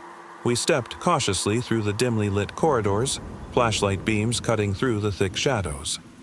We wandered through empty hallways filled with old machinery, cracked concrete, and scattered bits of broken equipment. It was like walking through the echoes of the past. The deeper we went, the quieter everything became. I started feeling like we were being watched. My heart was racing, but I told myself it was just the echoes of our own footsteps. We stopped in what once must have been a break room. A long, faded table sat in the center, surrounded by chairs that looked like they hadn't been used in years. The silence in the room was oppressive. I could hear the faint buzz of the fluorescent lights above us, barely hanging on. That's when it started. The faint whispering. It was so soft at first, barely audible, like someone was talking just on the edge of hearing. I froze, trying to make sense of it, but the others didn't seem to notice. I shook my head, telling myself it was just the wind, the old building settling, but the whispers didn't fade. If anything, they grew louder, more distinct. I took a step toward the hallway, my friends still gathered around the table. The whispers were clearer now, and they sounded wrong. It was like they weren't coming from anywhere. The words were faint, but they seemed to be repeating the same thing over and over, like a distorted echo. Leave. Leave. Leave. I tried to call out to my friends, but the words caught in my throat. My flashlight flickered, then died completely. Panic gripped me as I scrambled to replace the batteries, but my hands were trembling so badly I could barely manage. "Guys," I managed to whisper, my voice shaking. "We need to get out of here."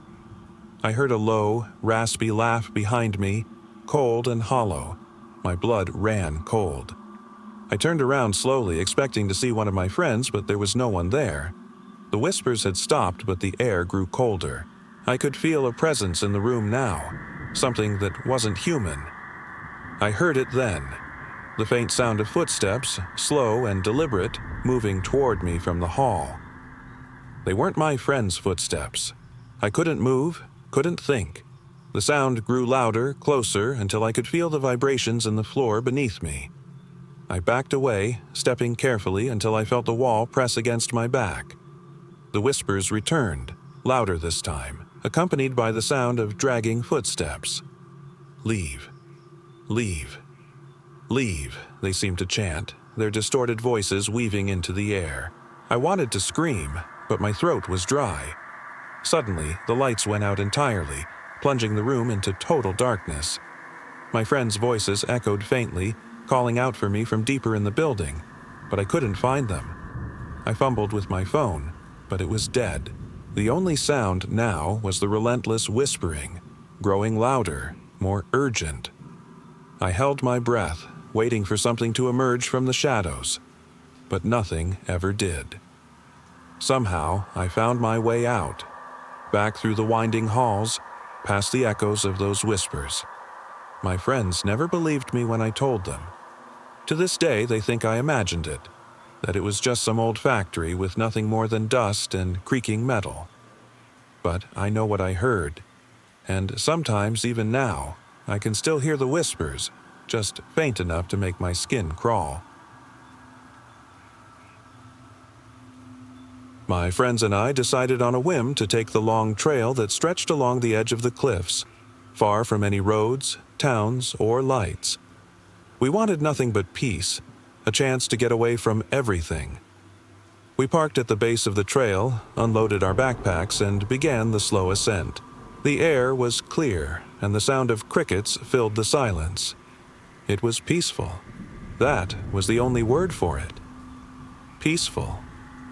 At first, we hiked for what felt like hours, the trail winding through thick patches of trees that would occasionally break into clearings with breathtaking views of the valley below. It was beautiful, like stepping into another world. At some point, we decided to stop for a break near the edge of the cliffs. The drop below wasn't something to mess with, but we sat there, taking in the view, enjoying the stillness. That's when things started to feel off. We noticed a faint noise, like someone dragging something heavy. It wasn't loud, but it was persistent. At first, we figured it was just the wind shifting rocks or something. No big deal. But then, the sound grew closer. I got up, walking a few steps toward the edge of the trail, and strained my ears, trying to pinpoint it. That's when I saw it. At first, I thought it was my imagination, but then I blinked, and there it was again. A figure, at the edge of the cliff, maybe 50 feet below us, just standing there. No flashlight, no movement, just still, like a shadow cast by the rocks. I could barely make out the details, but something about it felt wrong, unnatural. I called my friends over, but when they looked, there was nothing there. I didn't know what to say. My heart was racing as I tried to convince myself it was just some hiker far off in the distance. We decided to keep walking, thinking maybe we'd imagined it. The trail grew quieter the further we went, and the shadows of the trees seemed to stretch longer with each step.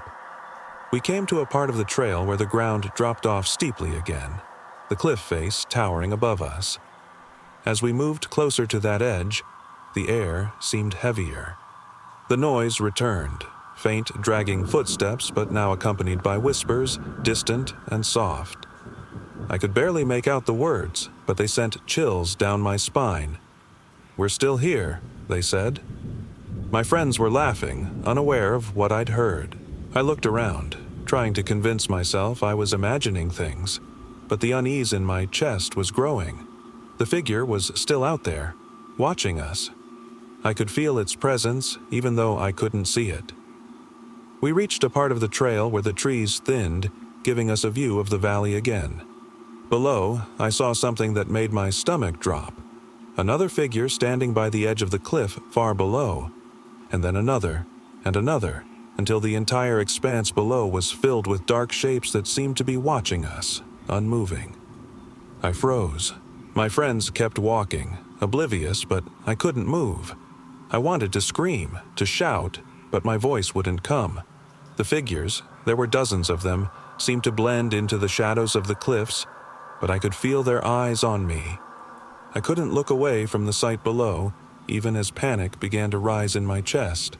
My legs felt like they were rooted to the ground. They didn't move, didn't make a sound, but I knew they were waiting. I turned around and yelled at my friends to stop, but they couldn't hear me. I could barely hear myself. "Guys, stop!" I shouted, my voice barely more than a whisper. They were already too far ahead, unaware of what I had seen. I begged them to come back, but it was like they didn't even hear me. My mind was screaming, "Run back! Run back!" But my feet wouldn't move. My gaze was still locked on the figures far below.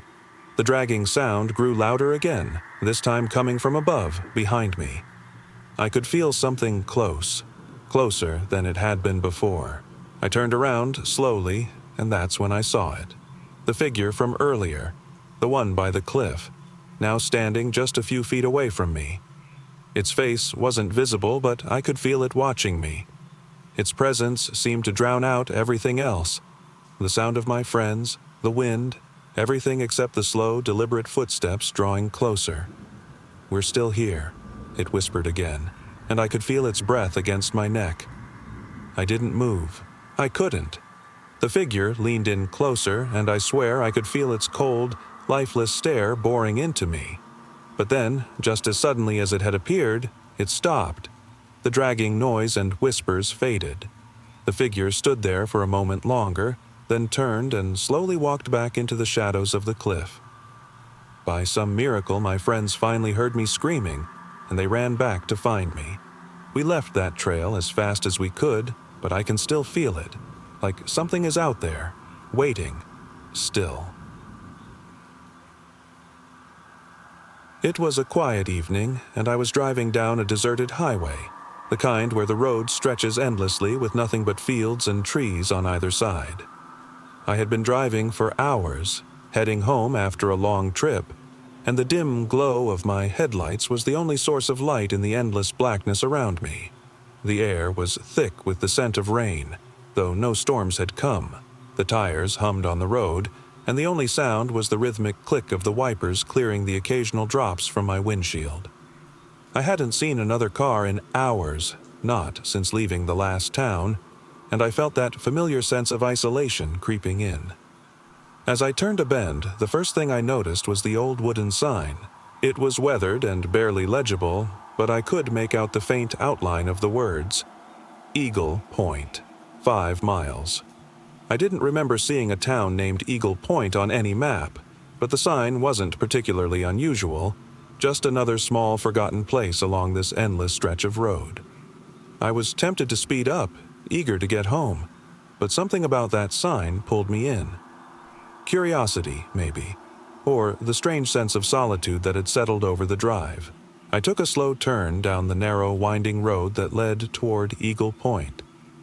As I approached, the first thing I noticed was how dark everything had become. The streetlights in this part of the country were practically non-existent. The only light came from the faint glow of my headlights cutting through the night. Eagle Point wasn't much of a town. A few houses stood in various states of disrepair, the yards overgrown and dotted with wildflowers and weeds. There was no one outside, no cars, no movement, just a stillness that seemed to stretch forever. I drove slowly through the quiet streets, my senses on edge. That's when I saw the church. It wasn't like the other buildings. It was old, its steeple towering above the others, casting long, dark shadows across the ground. There was something unsettling about it, the way the windows reflected the light like hollow, staring eyes. I slowed down and parked across the street, unsure of why I felt so drawn to it. I stepped out of my car and walked toward the church. The ground was soft beneath my feet, the sound of crunching gravel echoing in the stillness. The door creaked open slightly as I pushed it, revealing the dim interior. Dust motes floated in the air, catching the faint light from my phone. The pews were empty, and the air smelled musty, old. The silence felt heavier here. It wasn't just quiet, it was oppressive, like the church itself was holding its breath, waiting. I wandered further inside, drawn by an odd sense of fascination and dread. In one corner of the church, there was an old faded photo framed and sitting atop a small altar. It depicted a group of people, women, men, and children, standing together, smiling.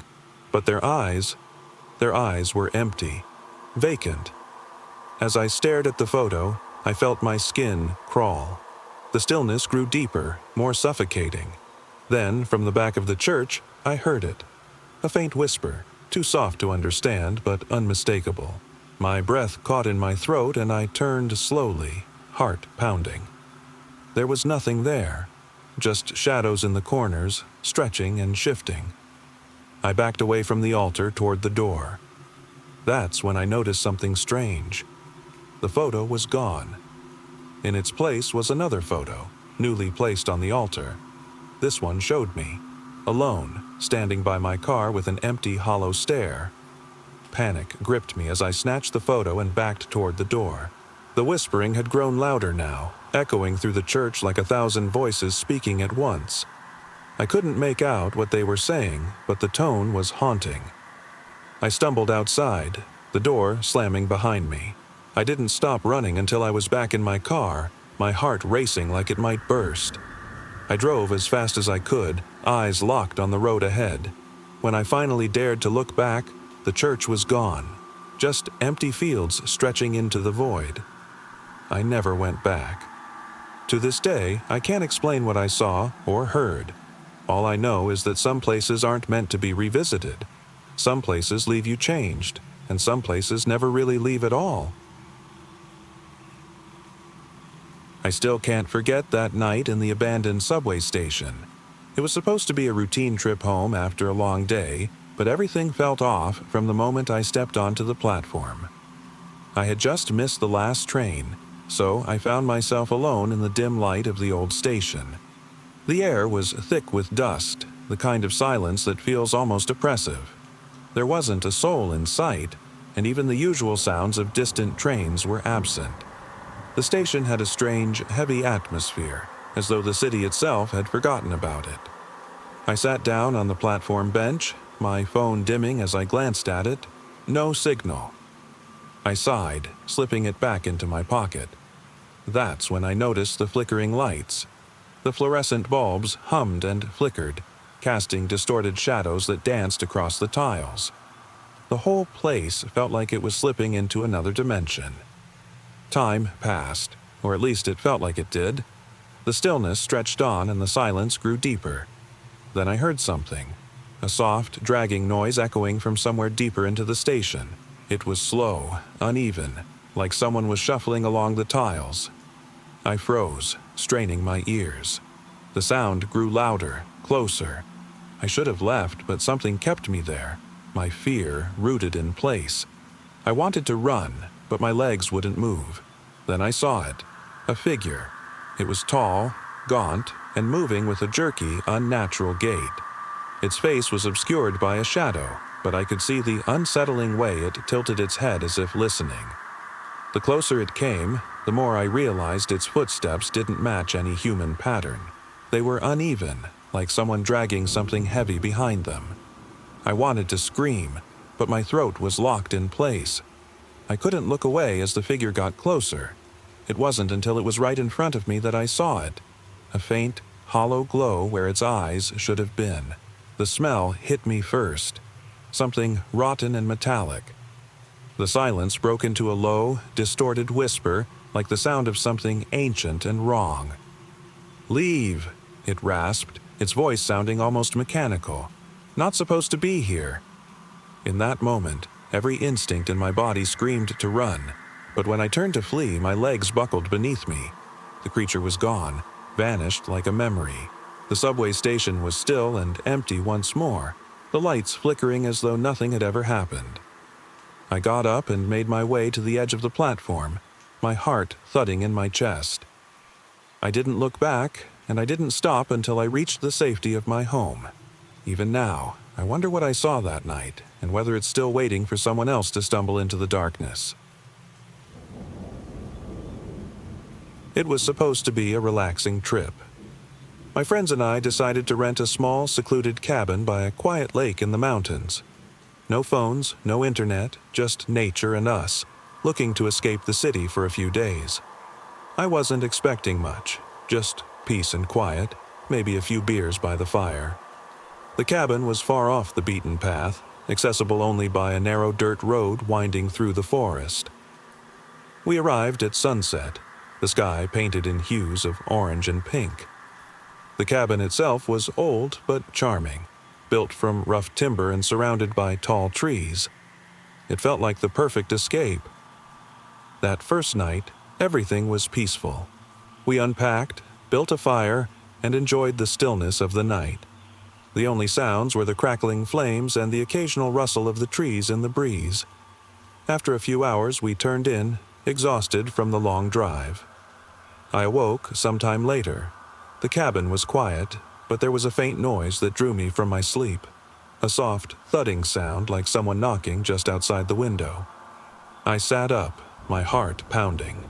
The window was shuttered, but the sound grew louder as if someone was knocking again and again, faster now. I didn't want to believe it, but the thudding was rhythmic, persistent, and coming from right outside. The others were fast asleep, unaware, but I couldn't shake the feeling of dread creeping up my spine. I stayed perfectly still, listening, as the sound became louder, more frantic, then silence. My breath caught in my throat as I waited, straining to hear any movement outside. But there was nothing, just the stillness of the night. In the morning, I told my friends about the noise, but they brushed it off. Probably just an animal, they said.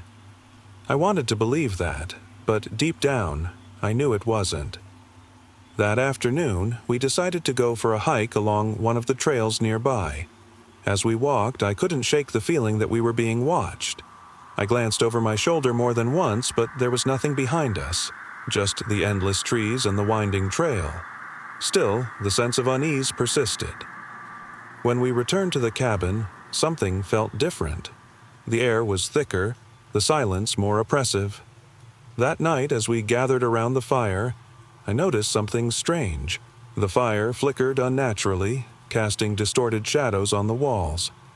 I kept thinking about the knocking I heard, wondering if whatever made that sound had followed us. We decided to turn in early, and once again, I awoke in the middle of the night, this time to the sound of faint whispering. It was soft, almost drowned out by the rustling trees outside, but it was there. I sat up, listening intently, trying to make out what was being said, but the words were indistinct, like they were carried away by the wind. I couldn't move. The whispering grew louder, clearer, until I could almost make out what they were saying. And then it stopped. Just like before, the silence returned. The next morning, I woke to find a dark smear on the window, the same window that had the shutter knocked on the night before. I wasn't sure what it was. It looked like something had pressed itself against the glass, leaving a mark that wouldn't wipe away. That day, my friends decided to leave. I wanted to stay, but the fear of what had been outside was too much to ignore. As we packed the car, I couldn't help but glance back at the cabin one last time. The woods were silent as they had always been, but I knew I wasn't alone. The knocking was still out there, waiting. I wasn't the kind of person who believed in ghosts or the supernatural. I've always been a logical thinker, someone who dismissed old tales and rumors as nothing more than silly distractions. That changed one night on a solitary trip to the old family lake house. It wasn't anything fancy, just a small cabin tucked deep in the woods by a quiet, remote lake. My family used to go there when I was a kid, but we hadn't been back in years. After hearing it was in rough shape, I decided to check it out one weekend, just to make sure everything was still standing. The drive took longer than I remembered, the road winding through dense forest that swallowed any light from the moon. The lake house itself was hidden from view until you were nearly upon it. It stood there, dark and silent, its windows covered in grime and cobwebs. I grabbed my flashlight and headed inside. The interior was in worse condition than I expected. Dust and mold covered everything. Cobwebs hung like torn curtains, and the wooden floorboards creaked under every step. I opened the windows to let in some fresh air, though I wasn't sure if that was going to help with the oppressive silence. That evening, after checking for any signs of wildlife, I decided to explore the surrounding area. The lake itself was calm, reflecting the trees in a perfect mirror, but the air had a strange stillness to it, as if something had been watching and waiting for me to arrive. As night fell, I made a fire outside, sitting by the lake to enjoy the peace. The crackling flames didn't do much to comfort me, though. The woods around me seemed to hold their breath, the shadows growing deeper and more menacing as the minutes passed. It was around midnight when I first heard it, a faint whispering, barely audible but persistent, carried on the wind. I froze, listening, my skin crawling. The whispers didn't come from any particular direction but seemed to be all around me. I stood, heart racing, and scanned the trees, but I saw nothing. The silence returned. But the unease wouldn't go away. I convinced myself it was just the wind, some sound that had traveled from miles away and got distorted in the stillness. I went back inside and locked the door behind me, the sound of my own breath echoing in the empty cabin. I slept fitfully that night, plagued by strange dreams. I kept waking up, feeling like something, or someone, was watching me from the shadows. Each time I opened my eyes, the room seemed darker than before. The next morning, I decided to take a walk around the lake. The sun was bright, the forest alive with birdsong, but something still felt off. As I walked, I found old, faded footprints in the dirt. My heart skipped a beat when I realized they weren't mine. They looked much older, but perfectly preserved in the soft ground. I kept walking, pushing away the growing sense of dread. That's when I saw them. Footprints leading from the cabin, circling around the lake. But not just a few. The footprints stretched as far as I could see, as if something had been walking these woods for years. I turned back towards the cabin, but before I could make it, I saw something by the water's edge. A figure stood there, just beyond the trees, its form indistinct, its face obscured by shadows. I froze, unable to move as I stared at it. It wasn't human. Not really. The figure's shape was wrong, its posture unnatural, like something trying to mimic a person but failing. Panic set in as I realized it was watching me, tilting its head as if studying me. I wanted to run, but my legs wouldn't move. The whispering started again, louder this time, more insistent. It wasn't coming from the wind. It was coming from inside my head. Leave, leave, leave. The whisper repeated itself, growing louder, closer, until I couldn't tell if it was real or in my head. I turned to run, but the figure was gone, vanished into the trees. I made it back to the cabin, slamming the door shut and locking it again. My heart felt like it was going to burst out of my chest. I spent the rest of the day packing up and preparing to leave. The whispers never stopped. They echoed in my head long after I was back in my car, long after I was miles away from that place. To this day, I haven't been able to forget that trip. Sometimes, in the quiet moments, I can still hear those whispers.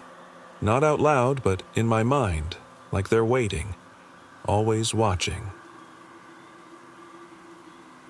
It was an ordinary Saturday when we decided to explore the old lake. It wasn't just any lake, it was surrounded by dense woods, hidden far from the main road. My friends and I had stumbled upon it years ago while hiking, but never spent much time there. Today, curiosity got the better of us. We packed a picnic and drove out, eager to spend the afternoon away from the usual noise of the city.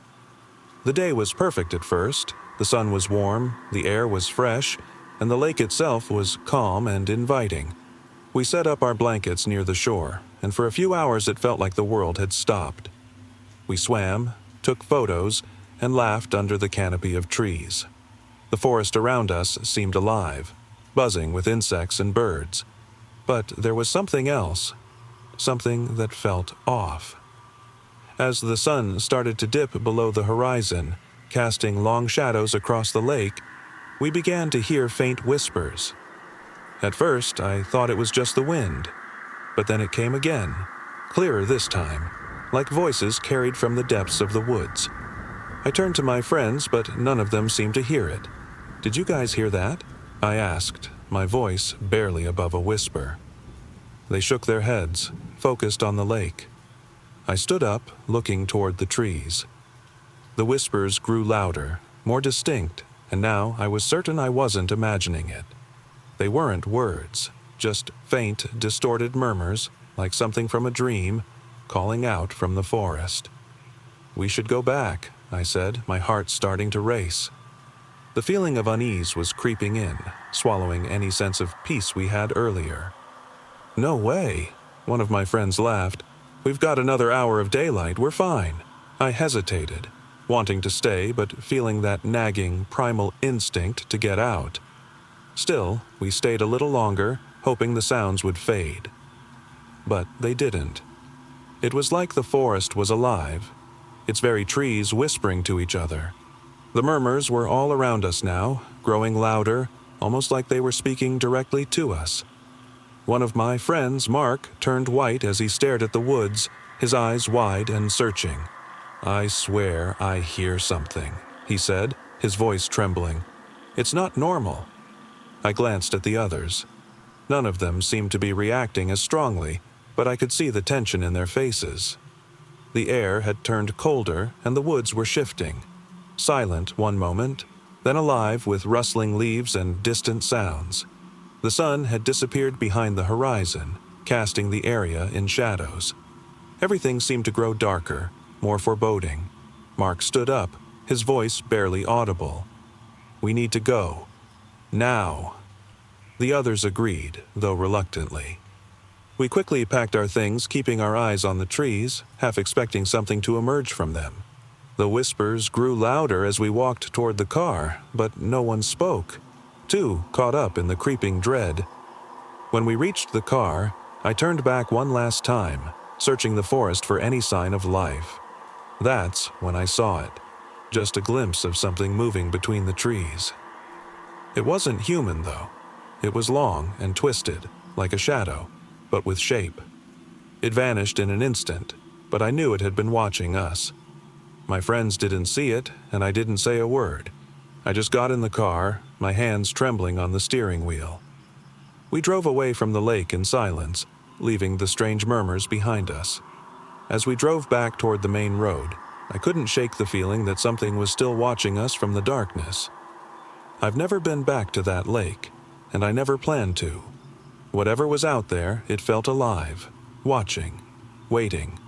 And I know now, some things are better left unexplored. It started as an ordinary Sunday drive through the countryside. I'd packed a few snacks, some music, and planned to spend the day exploring the old back roads, places I hadn't visited in years. The sun was shining, casting long shadows across the fields as I drove along, lost in the quiet hum of the engine and the occasional chirping of birds. My destination was a small, forgotten town deep in the woods. It wasn't marked on any maps or GPS. It was one of those places that only showed up if you knew where to look. I had vague memories of visiting there as a kid, but everything had changed since then. The road wound tighter into the trees, and as I drove deeper, the world felt as if it was folding in around me. I was eager for the quiet, for a break from the city, but the stillness of the woods began to feel oppressive, almost too quiet. It was as though the trees were watching, the silence pressing down like a weight. Eventually, I reached the old town, or what was left of it. Time had all but erased it. The town was overgrown with vines, the wooden houses leaning in on themselves, abandoned and forgotten. There were no signs of life, no people, no vehicles, just a faint echo of the past. I parked my car near the edge of what was once Main Street and started walking. The ground beneath my feet was uneven, cracked and covered in weeds. The air smelled damp and musty, like something had been left to rot. I passed the old general store, its windows broken and faded posters peeling away. I peeked inside and saw remnants of a life long gone, dusty shelves, faded signs, and the unmistakable scent of decay. Something about it made my skin crawl, but curiosity drove me forward. I wandered through the town, stumbling over old bricks and rusted metal, feeling as though I was stepping through a memory. Every sound seemed amplified in the quiet, my footsteps echoing off the crumbling walls, the creak of dry wood, the distant call of birds. It was peaceful, yet unsettling. As the sun began to set, I reached the outskirts of town. I sat on an old stone bench, trying to take in the view of the overgrown fields and the distant horizon. The quiet seemed to stretch forever, the woods pressing closer with each passing moment. That's when I heard it. A faint sound, barely audible at first. A whisper. It wasn't human, but something inhuman. I froze, my heart pounding. I strained my ears, listening, but the woods remained silent except for the rustling of leaves in the breeze. The whisper grew louder, as if it was circling around me, distant but persistent. I stood, my hands trembling, and turned in a slow circle, searching for the source. The woods were darkening, the last light of day vanishing behind the trees. Then, just beyond the edge of my vision, I saw it. Movement. A shadow, shifting among the trees. My breath caught in my throat. It didn't look human. It was tall, too tall, and its figure twisted unnaturally as if it didn't belong in the world. I wanted to run, but my legs refused to move. The whisper became a soft, eerie chant now, growing louder and more insistent. The figure moved closer, the shadow stretching and twisting as it approached. I could feel its presence, as if it were staring at me with hollow, empty eyes. It wasn't human, not in the way I knew. It was something older, something that had been waiting for a long, long time. Tears blurred my vision as I stumbled backward. My mind raced, trying to find an explanation, but nothing made sense. The figure was no longer a shape, but a dark void, surrounding me in silence and fear. Just when I thought I couldn't bear it anymore, the whisper faded. The figure stood still for a moment, then turned, vanishing into the woods as silently as it had come. I stood there, trembling, as the night fully set in. The woods were silent once again, but I knew I hadn't imagined it. That thing, whatever it was still out there, watching, waiting. I slowly made my way back to my car, heart still racing. As I drove away, I glanced back at the town once more, the memories of the whisper still echoing in my mind. I haven't gone back since.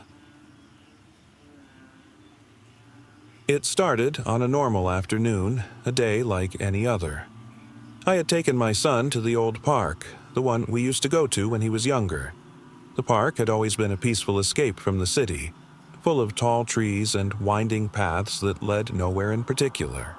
Today, though, something felt off.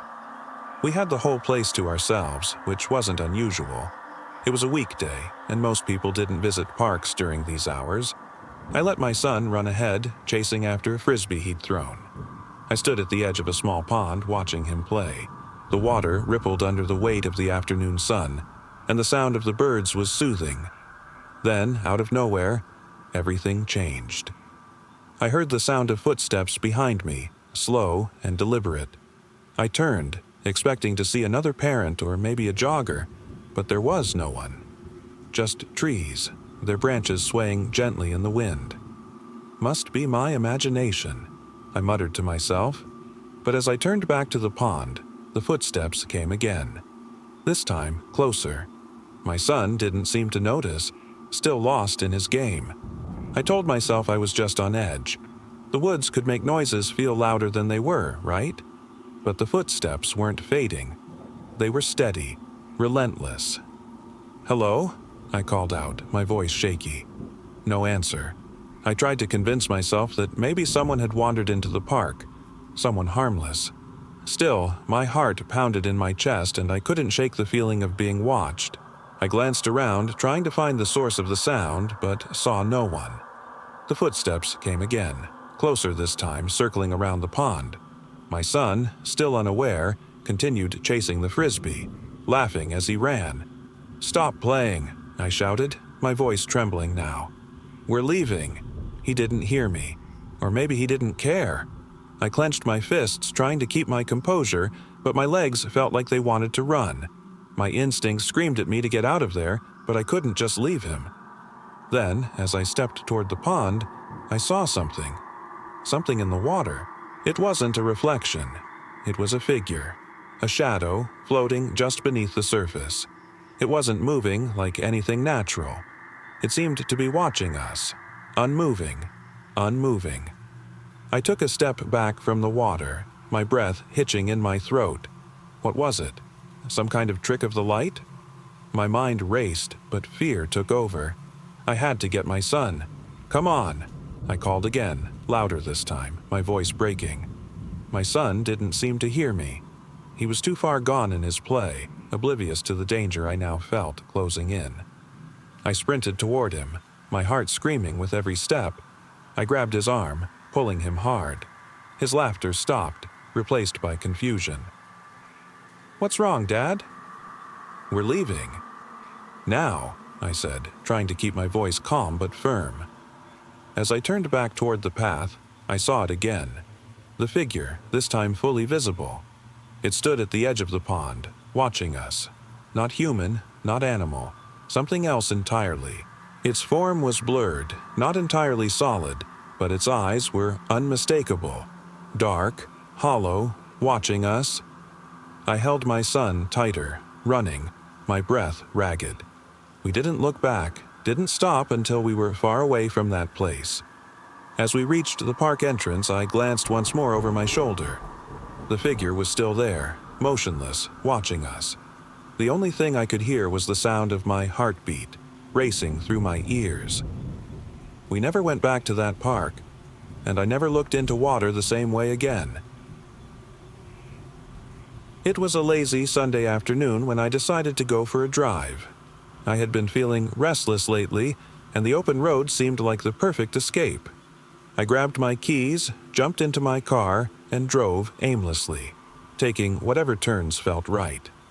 Eventually, I found myself deep in the countryside, miles from any sign of civilization. The roads twisted and turned, surrounded by nothing but trees and fields. The further I drove, the quieter it became. No cars, no people, just the hum of the engine and the distant chirp of birds. It was peaceful, almost too peaceful. After a while, I came across an old farmhouse. Its paint was peeling and the windows were dark and empty. It looked like it hadn't been touched in years. Curiosity got the better of me, so I pulled up beside the house, parking a little ways off the dusty driveway. I sat there for a moment, staring at the abandoned building. There was something unsettling about it, something that didn't sit right. I decided to get out and take a closer look. The wooden porch creaked under my feet as I approached the front door. Dust and cobwebs covered every surface. The house smelled old, like something had been left to rot inside. My breath fogged up the cracked window and I peered inside. It was empty, completely stripped of life. Chairs lay overturned, curtains torn and hanging in tatters. It was as if the house had been waiting for someone to return. As I wandered through the house, a strange feeling settled over me. The air was still, almost too still. It felt as if I wasn't alone. My skin crawled, and I couldn't shake the sensation of being watched. I called out, but no answer came. It was like the world had gone silent, the kind of silence that feels oppressive, as if something is breathing just beyond it. Upstairs, I found a room at the end of a narrow hallway. The door was slightly ajar, creaking when I pushed it open. Inside, the room was filled with faded furniture and more cobwebs. On the wall was a single photograph, worn and faded, its edges curling up. A family stood there, smiling, though their eyes seemed hollow, their grins fake. The photo sent a chill down my spine. Then I heard a sound from below, a faint, distant thud. My heart skipped a beat. I listened, straining to hear. The sound came again, closer this time. Footsteps, slow, deliberate, like someone, or something, was walking through the house. I stood frozen, listening. The footsteps came from downstairs, echoing up the creaking staircase. I should have run, I knew that, but my legs wouldn't move. The fear had paralyzed me. Then I heard it, the sound of something else, a faint whispering voice. I couldn't make out the words, just the soft murmur as if someone was speaking in another language. It came from below, growing louder, as if whatever it was had found its way into the house. Tears filled my eyes as I forced myself to move. I couldn't explain why, but I felt compelled to go back to the front door. My mind screamed at me to run, but my body wouldn't obey. I moved slowly down the stairs, each creak beneath my feet sounding louder than the last. At the front door, I hesitated, my hand trembling as I reached for the knob. I had never been more afraid in my life. The whispers had grown so loud, they felt like they were in my head. I turned the knob, pushed the door open, and stepped out into the daylight. The house looked different from the outside, somehow darker, more twisted. I expected to see someone standing there watching me, but there was nothing, just the empty fields stretching out before me. The whispering faded, and the silence returned. I drove away without looking back. The house stayed with me, though. The image of that photograph, the whispering voice, it all felt too real. I don't know what I experienced that day, and I don't want to know. Some things are better left unexplained. It started with the sound of dripping water. I was sitting on my couch, scrolling through my phone like any other night. The house was silent except for the faint ticking of the clock on the wall. I live alone, so when I first heard it, I thought maybe it was the refrigerator or the old pipes settling. I got up and checked the kitchen, but the dripping didn't seem to be coming from there. I stood still, listening, and it was coming from upstairs. I didn't think much of it at first. Old houses settle, right? Water can be unpredictable. But the sound persisted, steady and rhythmic. A slow, steady drip that seemed to echo throughout the empty house. I made my way upstairs, my footsteps quiet on the carpet, and checked the bathroom. No leaks. The sound was faint but clear now, coming from the end of the hallway. I stood there, staring down the dark corridor, wondering if maybe my mind was playing tricks on me. But no, it wasn't in my head. It was too consistent, too real. I slowly pushed open the door to the guest room at the end of the hall. That was where the sound was loudest. The room was dark, dusty, and untouched. I flicked on the light switch and the faint glow illuminated the space. The room had been unused for years. An old dresser, a dusty bed frame, and a broken lamp in the corner. Nothing had changed. I listened again. The dripping was definitely coming from inside the room, but this time it wasn't coming from a pipe. It was coming from the closet. I took a deep breath, my pulse quickening, and slowly made my way toward it. The sound of my own breathing seemed louder than the drip, drip, drip.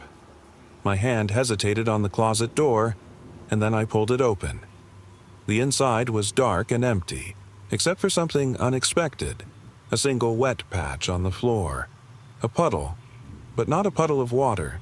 It shimmered in the dim light, almost like it wasn't water at all. I knelt down, my heart racing, and touched it. My fingers sank into the substance. It was cold, sticky, and unidentifiable. I pulled my hand away, wiping it on my jeans, and stared into the closet. That's when I saw it. Just a glimpse at first. A shape, a figure standing at the back of the closet, facing away from me. It didn't move, didn't react. I couldn't see its face, just the outline of a figure distorted and shifting in the dim light. I didn't scream. I didn't run. I just stared, unable to look away. My mind was screaming at me to leave, but my body wouldn't move. The silence stretched on, and then, slowly, the figure turned toward me. Its face wasn't human. No eyes, no features, just void. A hollow, dark space where a face should have been. I could feel its gaze on me, and that's when I realized it wasn't there for water or pipes or anything rational. It had been there for me. I forced myself to turn and stumble out of the room, slamming the door behind me. I didn't sleep that night. I couldn't. The dripping sound still echoed through my house, but this time, it felt like it was coming from inside me. I still live in that house. The dripping never stopped. I've learned to ignore it, but sometimes, when the house grows too quiet, I swear I can hear the faint sound of footsteps. Soft, slow, deliberate, coming from upstairs. The night sky stretched endlessly above the old train tracks. We were out there, just friends on a camping trip, away from everything. No phones, no towns, just the woods and the faint sound of a distant train. It was supposed to be peaceful, a night of campfires, laughter, and staring up at the stars. But everything changed when we stumbled across the old station. We hadn't planned on visiting it. It wasn't on any map, but curiosity led us off the trail. The station had been abandoned for decades, weathered by time and overgrown with vines. The roof had caved in, leaving skeletal beams exposed. It was eerie, but we thought it would make a cool spot to rest for a while.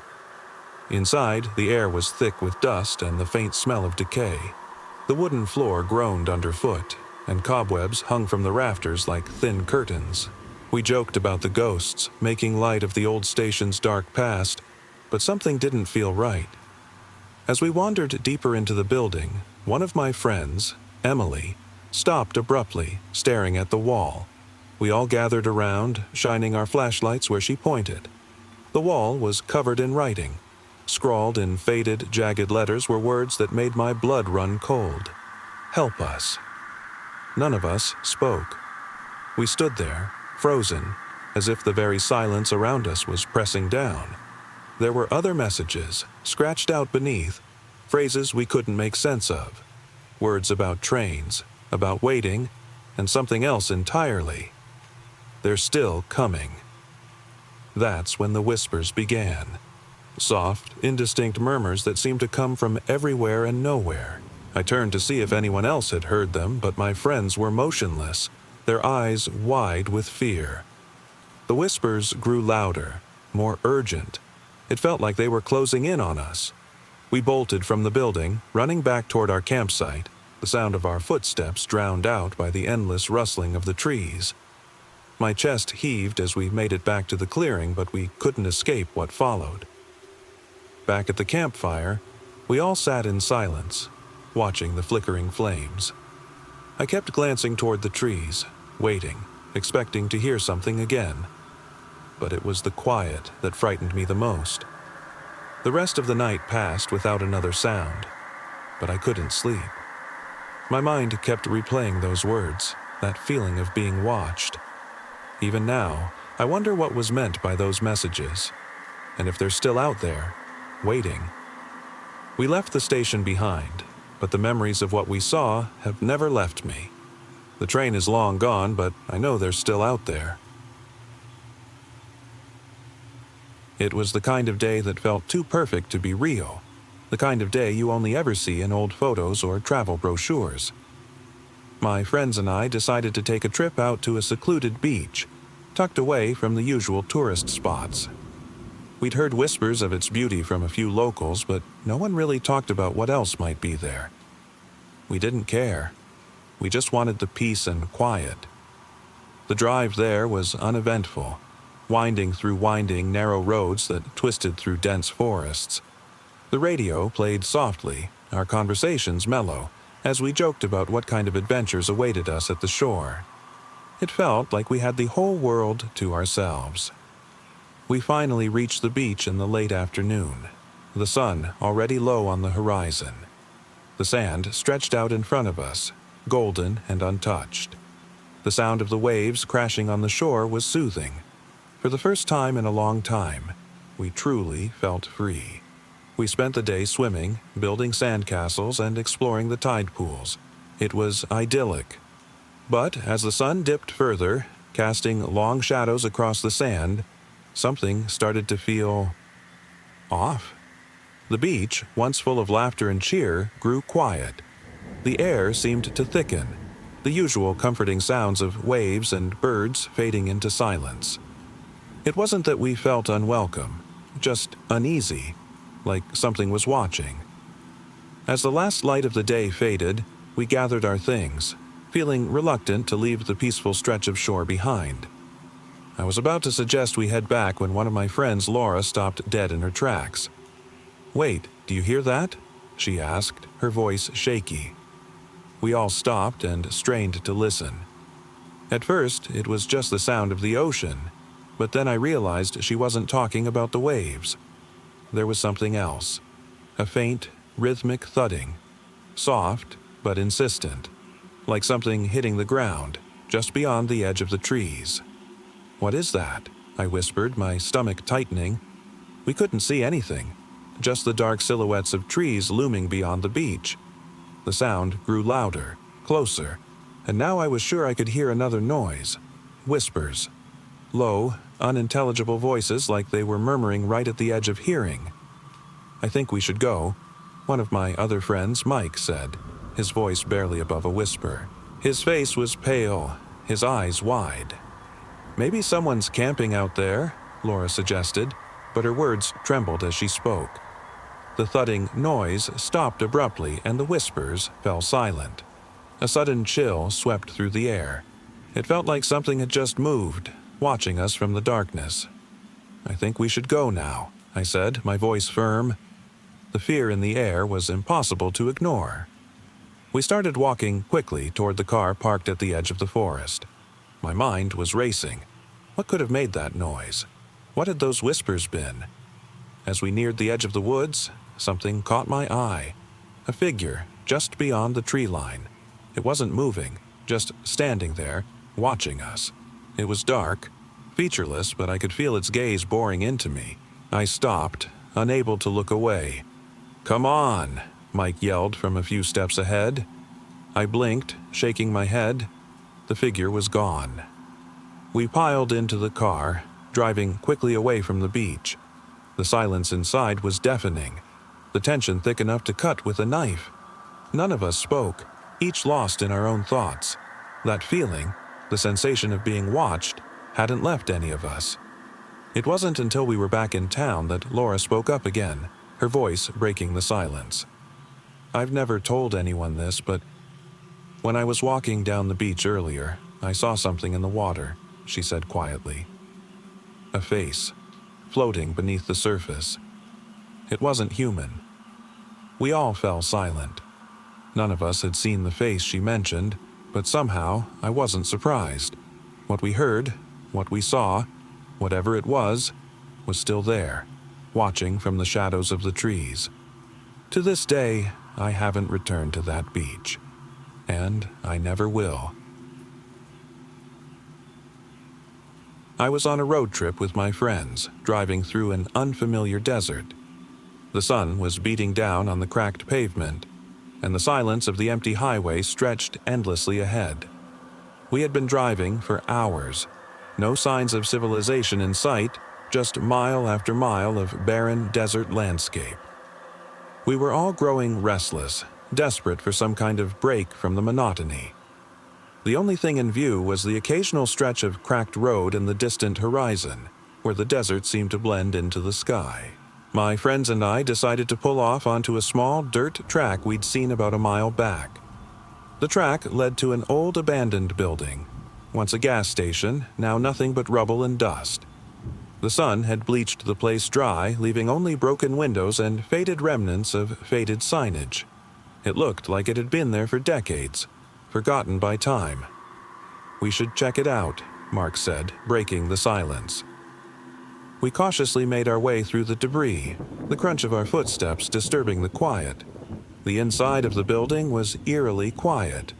The dust that coated everything made it feel like the place hadn't seen human presence in a lifetime. We explored the remains, poking through old cabinets and peeling wallpaper, but found nothing of any real value.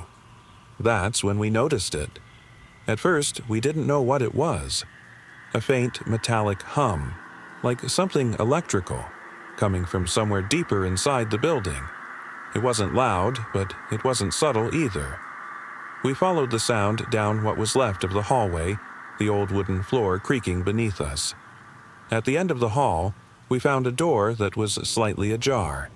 Pushing it open, we saw a narrow staircase leading down into a dark basement. The hum grew louder as we descended, the air growing colder with each step. I could feel the tension rising in my chest, the kind that makes your skin crawl. The basement was a mess. Collapsed shelves, broken tools scattered across the floor. But the hum wasn't coming from any of that. It was coming from an old metal door at the far end of the room. The door was covered in rust with no visible handle. Mark walked toward it, his flashlight shaking slightly as he pointed it at the door. "What is this thing?" he muttered. I didn't know. None of us did. The hum grew almost unbearable as we got closer. My heart was pounding in my chest as I realized there was something on the other side. I reached out, placing my hand on the door. The noise stopped abruptly. The silence that followed felt suffocating. I turned to the others, but they were frozen, staring at me like I was the only one who could move.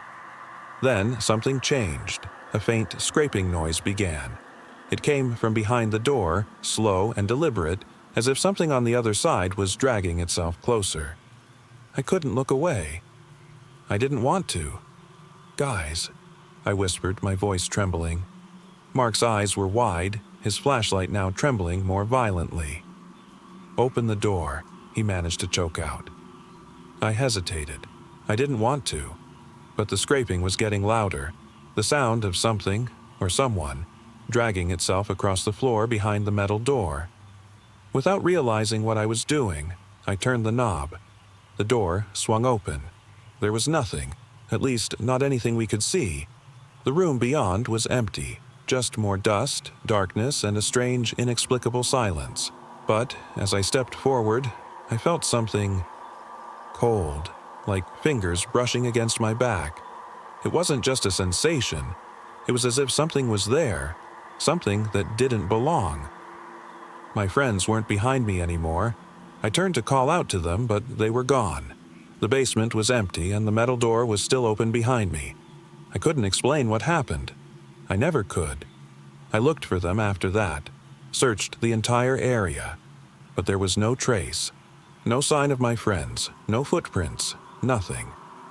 To this day, I wonder what we found in that desert. Whatever it was, I hope I never see it again. It was late summer, and I had gone on a solo camping trip, something I hadn't done in years. My usual companions had fallen through, but I felt an odd pull to get away from everything and find some peace in the quiet of the wilderness. I chose a remote spot deep in the forest, far from any trails or campsites. I wanted isolation, and I got it. The first day was perfect. The forest stretched out in every direction, vast and untouched. I set up my tent near a small stream, and the sound of running water helped calm my restless mind. There were no signs of other people, no other sounds except for the occasional rustling of leaves and birdsong. That night, as I sat by the fire, I thought about how peaceful it all felt. I'd grown so used to the noise of city life, and now, surrounded by nothing but nature, it was like the world had slowed down. I didn't feel the usual anxiety or stress that had followed me in recent months. But as I lay in my tent, drifting off to sleep, I was suddenly jolted awake. Something had rustled outside. I sat up, listening intently. The forest was still, save for the sound of my own heartbeat. I couldn't shake the feeling that someone, or something, was near. The night passed in silence after that. I convinced myself it was just my nerves. The forest can play tricks on you, and my overactive imagination was likely running wild. By morning, I was ready to forget the incident. But as I broke camp, I noticed something strange. Around my tent, the ground was uneven, disturbed. It looked like something heavy had walked through during the night, leaving deep, uneven prints. I followed the trail they made, huge, unnatural footprints that seemed to lead away from the stream and deeper into the woods. I told myself it was probably an animal. Bears roamed these parts, sure, but the tracks were larger than anything I'd ever seen before. They were too large, the stride too long. I tried to brush it off as fatigue playing tricks on me. That afternoon, as I ventured further into the forest, something shifted. The usual sounds of the woods, birds chirping, leaves rustling, became distant, faint. The silence returned, but this time, it was more oppressive.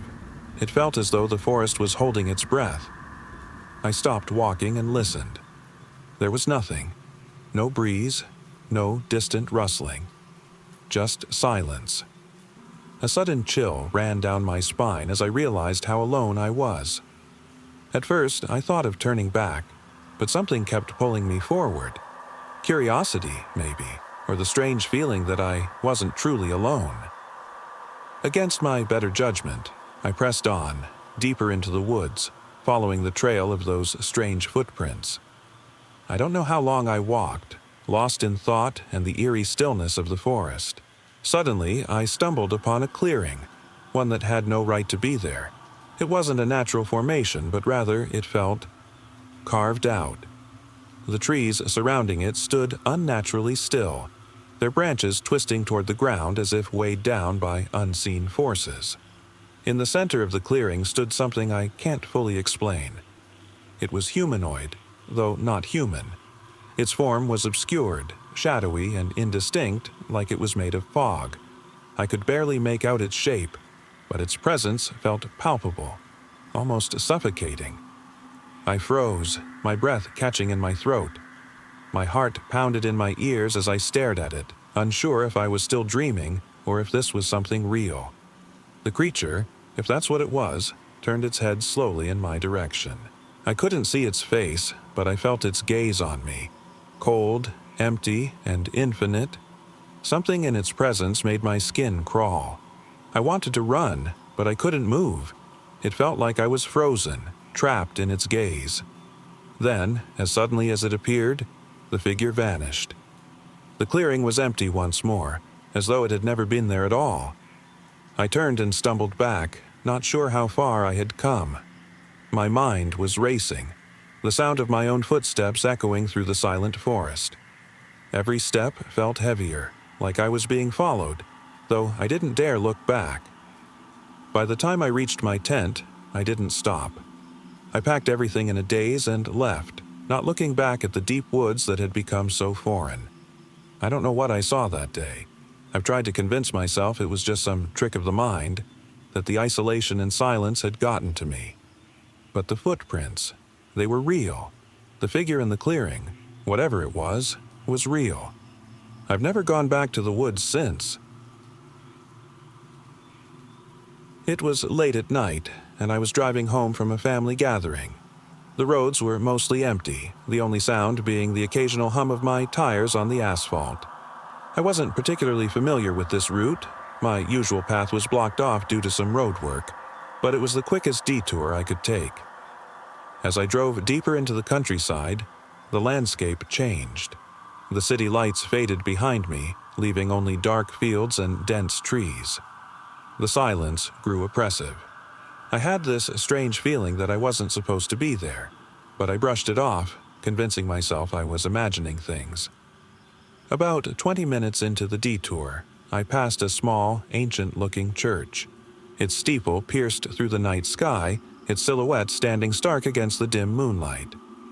The church looked abandoned, with vines creeping up its sides, and the windows were shattered, filled with dirt and cobwebs. I shivered despite the warm breeze. As I drove by, my headlights briefly illuminated the graveyard surrounding the church. Tombstones leaned at odd angles, some half buried in the earth. The whole scene felt eerily still, like it wasn't part of this world. I tried to shake the unease that settled in my stomach and pressed on, telling myself it was just an old church.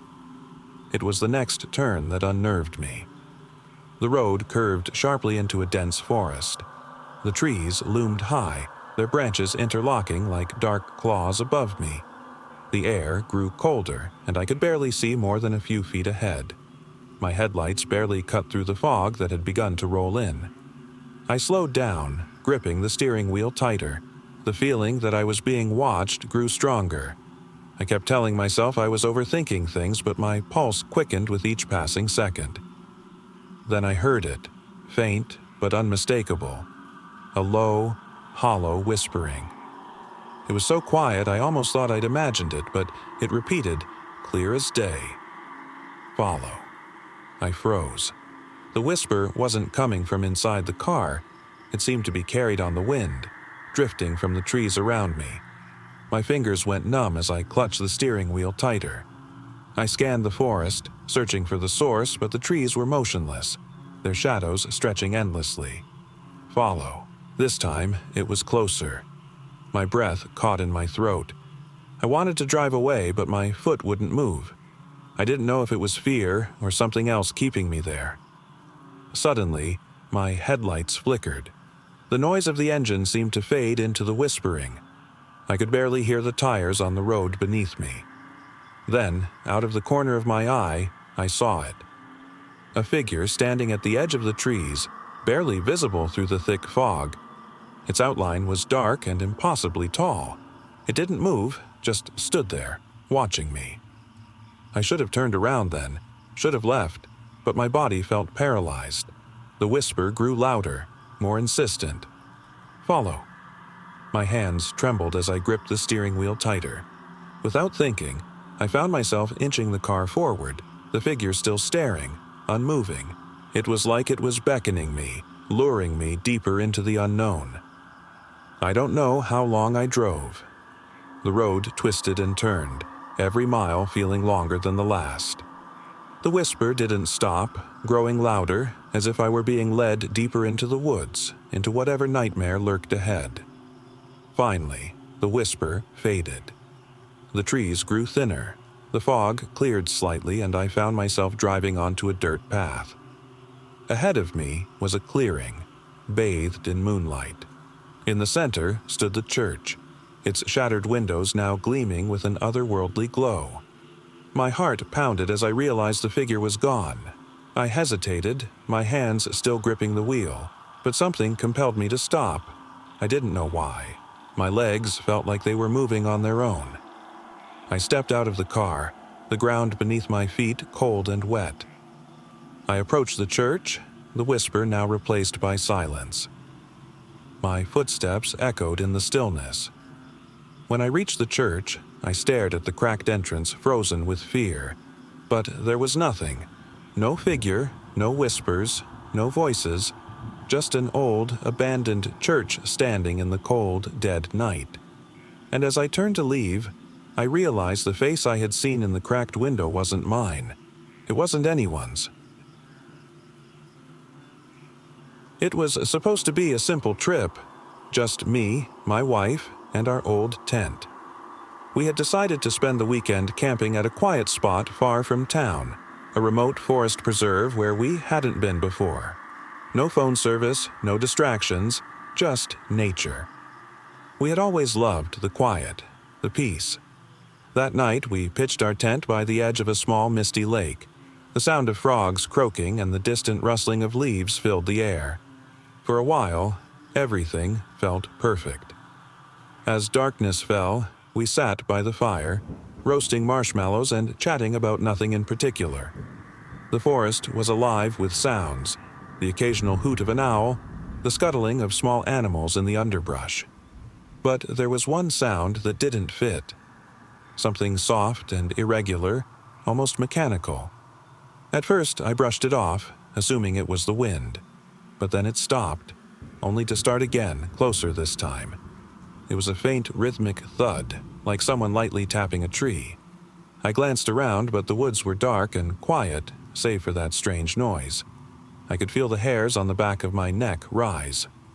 "What's that noise?" I asked, trying to keep my voice steady.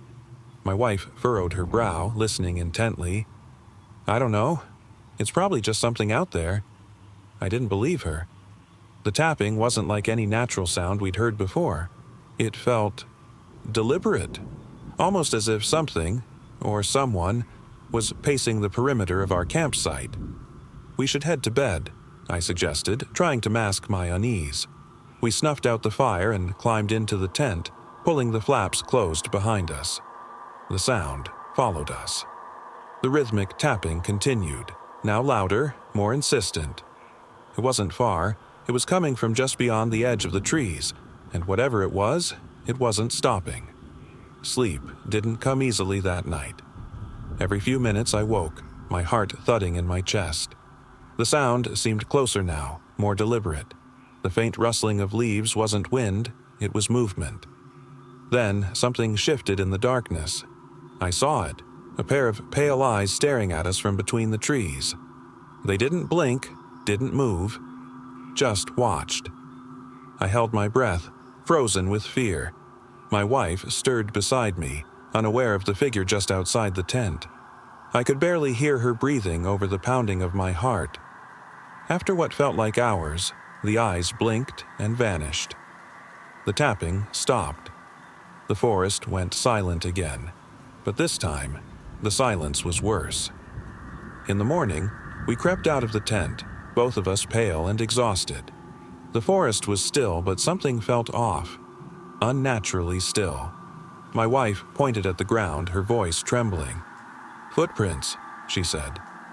I followed her gaze to the soft earth around our campsite. There were clear, human-like footprints leading away from the tent and into the woods, but they didn't belong to us. We never found out what was watching us that night. We packed our things and left the forest behind, leaving the strange footprints and the silent eyes in the dark.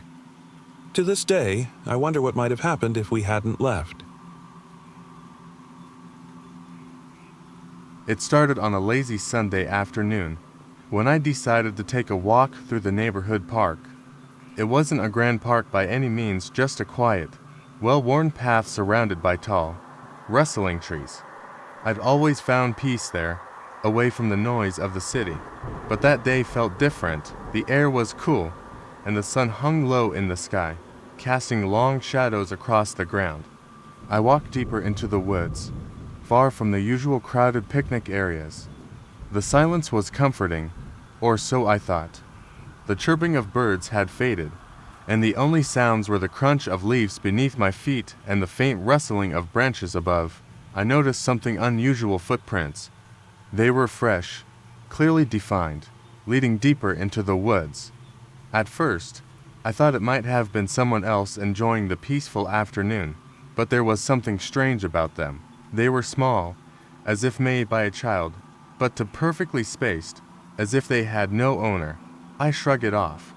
Maybe some wildlife had wandered through, or perhaps another hiker was more adventurous than I was. I pressed on, my curiosity growing. The path narrowed, and soon I found myself surrounded by tall trees that loomed overhead. The light faded quickly, casting eerie shadows around me. I began to feel uneasy. Every creak of the branches overhead seemed louder, and my footsteps felt heavier, like they were echoing in an empty void. Then I heard a faint whisper. It came from somewhere ahead, drifting through the trees like a cold breeze. The words were indistinct, but I could feel their presence more than I could hear them. My pulse quickened as I slowed my pace, straining to make sense of what I was hearing. The whispers grew louder, more distinct, though still incomprehensible. I stopped, listening, my heart thudding in my chest.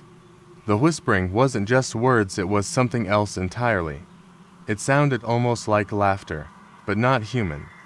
The sound seemed to echo through the trees, coming from all around me, bouncing off the bark and rustling leaves. Panic began to creep in. I wanted to turn back, but something compelled me forward. The whispers had turned into faint, chilling laughter, distant but unmistakable. I tried to reassure myself, telling myself it was just the wind or an animal, but the sound didn't fade. It was deliberate, as if whatever was making that noise was toying with me. I kept walking, faster now, heart pounding harder. The trees became thicker, the light dimmer, my breath fogged in the cool air. I felt as though I were being watched from all sides. The laughter continued, distant, but growing closer. My vision blurred as I stumbled over a root, falling to my knees. I didn't want to turn around, but I could feel something behind me, something watching. I forced myself to stand, gripping a tree for balance. I didn't want to look back. I couldn't, but the laughter was no longer distant, it was right behind me, echoing from the shadows. I could feel its presence, right at the edge of my vision, as though it were breathing down my neck. Go. The whisper hissed in my ear, though there was no one there. I could feel its breath, cold and damp, against my skin. The voice wasn't human, it was hollow, ancient, and wrong. I stumbled forward, unable to run, unable to escape the feeling that something was right behind me, watching, waiting. I could hear the laughter, growing louder, more insistent. I began to sprint, my feet slipping on the damp earth. The woods stretched endlessly, but I didn't care. I just wanted to get away from whatever had followed me. I burst out of the trees and back into the clearing, Gasping for breath, I turned, heart still racing, expecting to see something, anything, but there was nothing. Just the quiet, the trees, and the fading sound of that laughter. Carried away by the wind, that night, as I lay in bed, I couldn't shake the feeling that something had been with me in those woods. The laughter still echoed in my ears, and I couldn't sleep. My mind haunted by the memory of that voice, that presence, that wasn't truly there. To this day, I avoid that park. Something in those woods followed me, and I know I'll never forget it. I'll never forget the night I went to the beach. It was late, around 11 p.m., and I was driving down the coast, chasing the sound of the waves. I needed space, some quiet. The world felt loud lately, too overwhelming, and something about the ocean always seemed to calm that restlessness inside me. I parked my car at a small, nearly deserted stretch of beach. The only light came from the moon reflecting off the water. There was no one around, just the crashing of the waves and the faint glow of distant streetlights far off the coast. I walked along the sand, letting my feet sink into the cool, damp grains. The air smelled of salt, and for a while, I felt like I was the only person left on earth. It was peaceful to peaceful. I stood by the edge of the water, staring out into the dark abyss of the sea. Something about it drew me closer, pulling me into a quiet trance. That's when I noticed a figure in the distance. At first, I thought it was just a shadow. Something my mind was playing tricks on me. But as I squinted through the dim light, I realized it was a man. He wasn't walking like a normal person. His steps were slow, deliberate, like he was gliding across the sand rather than walking. His posture was stiff, unnatural. I could barely make out his face, but there was something about his gait so unnatural, so unsettling, that made my stomach twist. I turned away, telling myself it was probably someone drunk, lost, or just out for a late night stroll. But I couldn't shake the feeling that he wasn't alone. I couldn't see anyone else, but I knew there was something else there, something waiting just behind him. I hurried back toward my car, glancing over my shoulder every few steps. The sound of the waves felt louder now, almost oppressive. My heart pounded harder with each step. The figure was still there, further down the beach, but now he had stopped, standing still, watching me. I could feel his gaze, even though I didn't look back. Just as I reached the car, I heard it faint, but unmistakable. A voice, not shouting or calling out, but whispering, barely audible over the crash of the waves. It was as though it came from inside my head, a hollow, cold echo. "Stay." I froze, my hand on the car door, breath caught in my throat. The voice wasn't just in my head, it was coming from behind me, closer now. I could feel its presence, darker and heavier than the night. I glanced over my shoulder, and that's when I saw him. The figure wasn't walking anymore. He was standing there, mere feet away, and his eyes, if they could be called that, were locked on mine. They were hollow, dark, like they didn't belong to anything human. "Don't leave," the voice whispered again, and I felt something brush against my skin, cold and clammy. I slammed the car door shut, my hands trembling as I started the engine. The figure didn't move. He just stood there, watching, unmoving, as I sped off into the night. I still don't know what it was I saw. All I know is that, whatever it was, it didn't want me to leave. And to this day, I sometimes wonder if it's still waiting for me out there, under the moonlight, hidden in the waves. The old amusement park had been closed for years, but I decided to go with my friends that evening. It was a dare, a way to break the monotony of our lives. We sneaked in through a broken gate, and for a while, everything felt thrilling and forbidden. The rusted rides creaked in the wind, and the faint, sweet scent of candy still lingered in the air, a memory from a long-gone summer. As night deepened, the park felt more alive. The lights from the Ferris wheel flickered, as if trying to send a signal. We laughed nervously, daring each other to go further. We were all teenagers, invincible and foolish. The sunken bumper car arena had its roof caved in, but we walked through it anyway. I noticed a handprint on the window of one of the cars, smudged and dirty, and felt a shiver race down my spine. "Stop being so paranoid," Jenna said, brushing past me. Her flashlight beam swept across the dark space, revealing torn vinyl seats and long-forgotten stuffed animals. I was about to say something when I heard a faint giggle, too high-pitched to be anyone in our group. My head snapped toward the sound, and I saw nothing but the shadows. Did anyone else hear that? I whispered, my voice a bit too sharp. They laughed, a sound too loud in the silence. "Probably just the wind," Mark said, but there was doubt in his eyes. We pressed on, past the carousel, which was missing half its horses and now stood as a skeleton, creaking as if it were laughing at us. When we reached the fun house, the cracked mirror tiles reflected distorted versions of ourselves. We stepped inside, the air damp and thick with the smell of mold. It was colder in there, as if the night had crept in and wrapped its arms around us. "Why did you want to come in here?" Jenna whispered, her voice shaking. "To see if it's really haunted," I replied, half joking. I ran my fingers over one of the mirrors, feeling the smooth glass beneath my fingertips. A cold draft made me shiver, and as I turned around, I caught a glimpse of something behind me, a figure, pale and thin, with eyes like black holes. Before I could scream, it was gone. "Did you see that?" My voice cracked. "What?" Mark asked, eyes wide.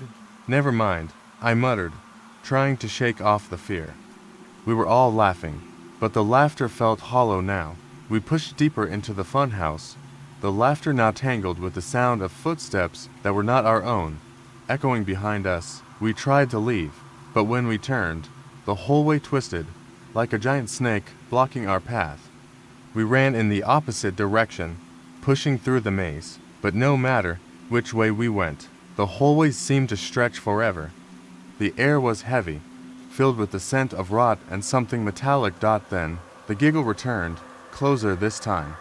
It wasn't one voice, it was many, overlapping and deep, as if the shadows were laughing at us. The sunken bumper car arena had its roof caved in, but we walked through it anyway. I noticed a handprint on the window of one of the cars, smudged and dirty, and felt a shiver race down my spine. "Stop being so paranoid," Jenna said, brushing past me. Her flashlight beam swept across the dark space, revealing torn vinyl seats and long-forgotten stuffed animals. I was about to say something when I heard a faint giggle, too high-pitched to be anyone in our group. My head snapped toward the sound, and I saw nothing but the shadows. Did anyone else hear that? I whispered, my voice a bit too sharp. They laughed, a sound too loud in the silence. "Probably just the wind," Mark said, but there was doubt in his eyes. We pressed on, past the carousel, which was missing half its horses and now stood as a skeleton, creaking as if it were laughing at us. When we asked her what it was, she looked at us, eyes wet with unshed tears. "They come back every summer," she said. "They always do, looking for what they lost."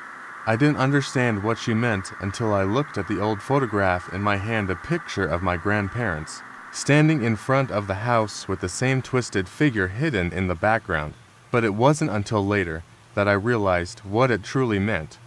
As I glanced out the window that night, I saw a shadow moving across the field, creeping closer to the farmhouse with each passing moment that it was back.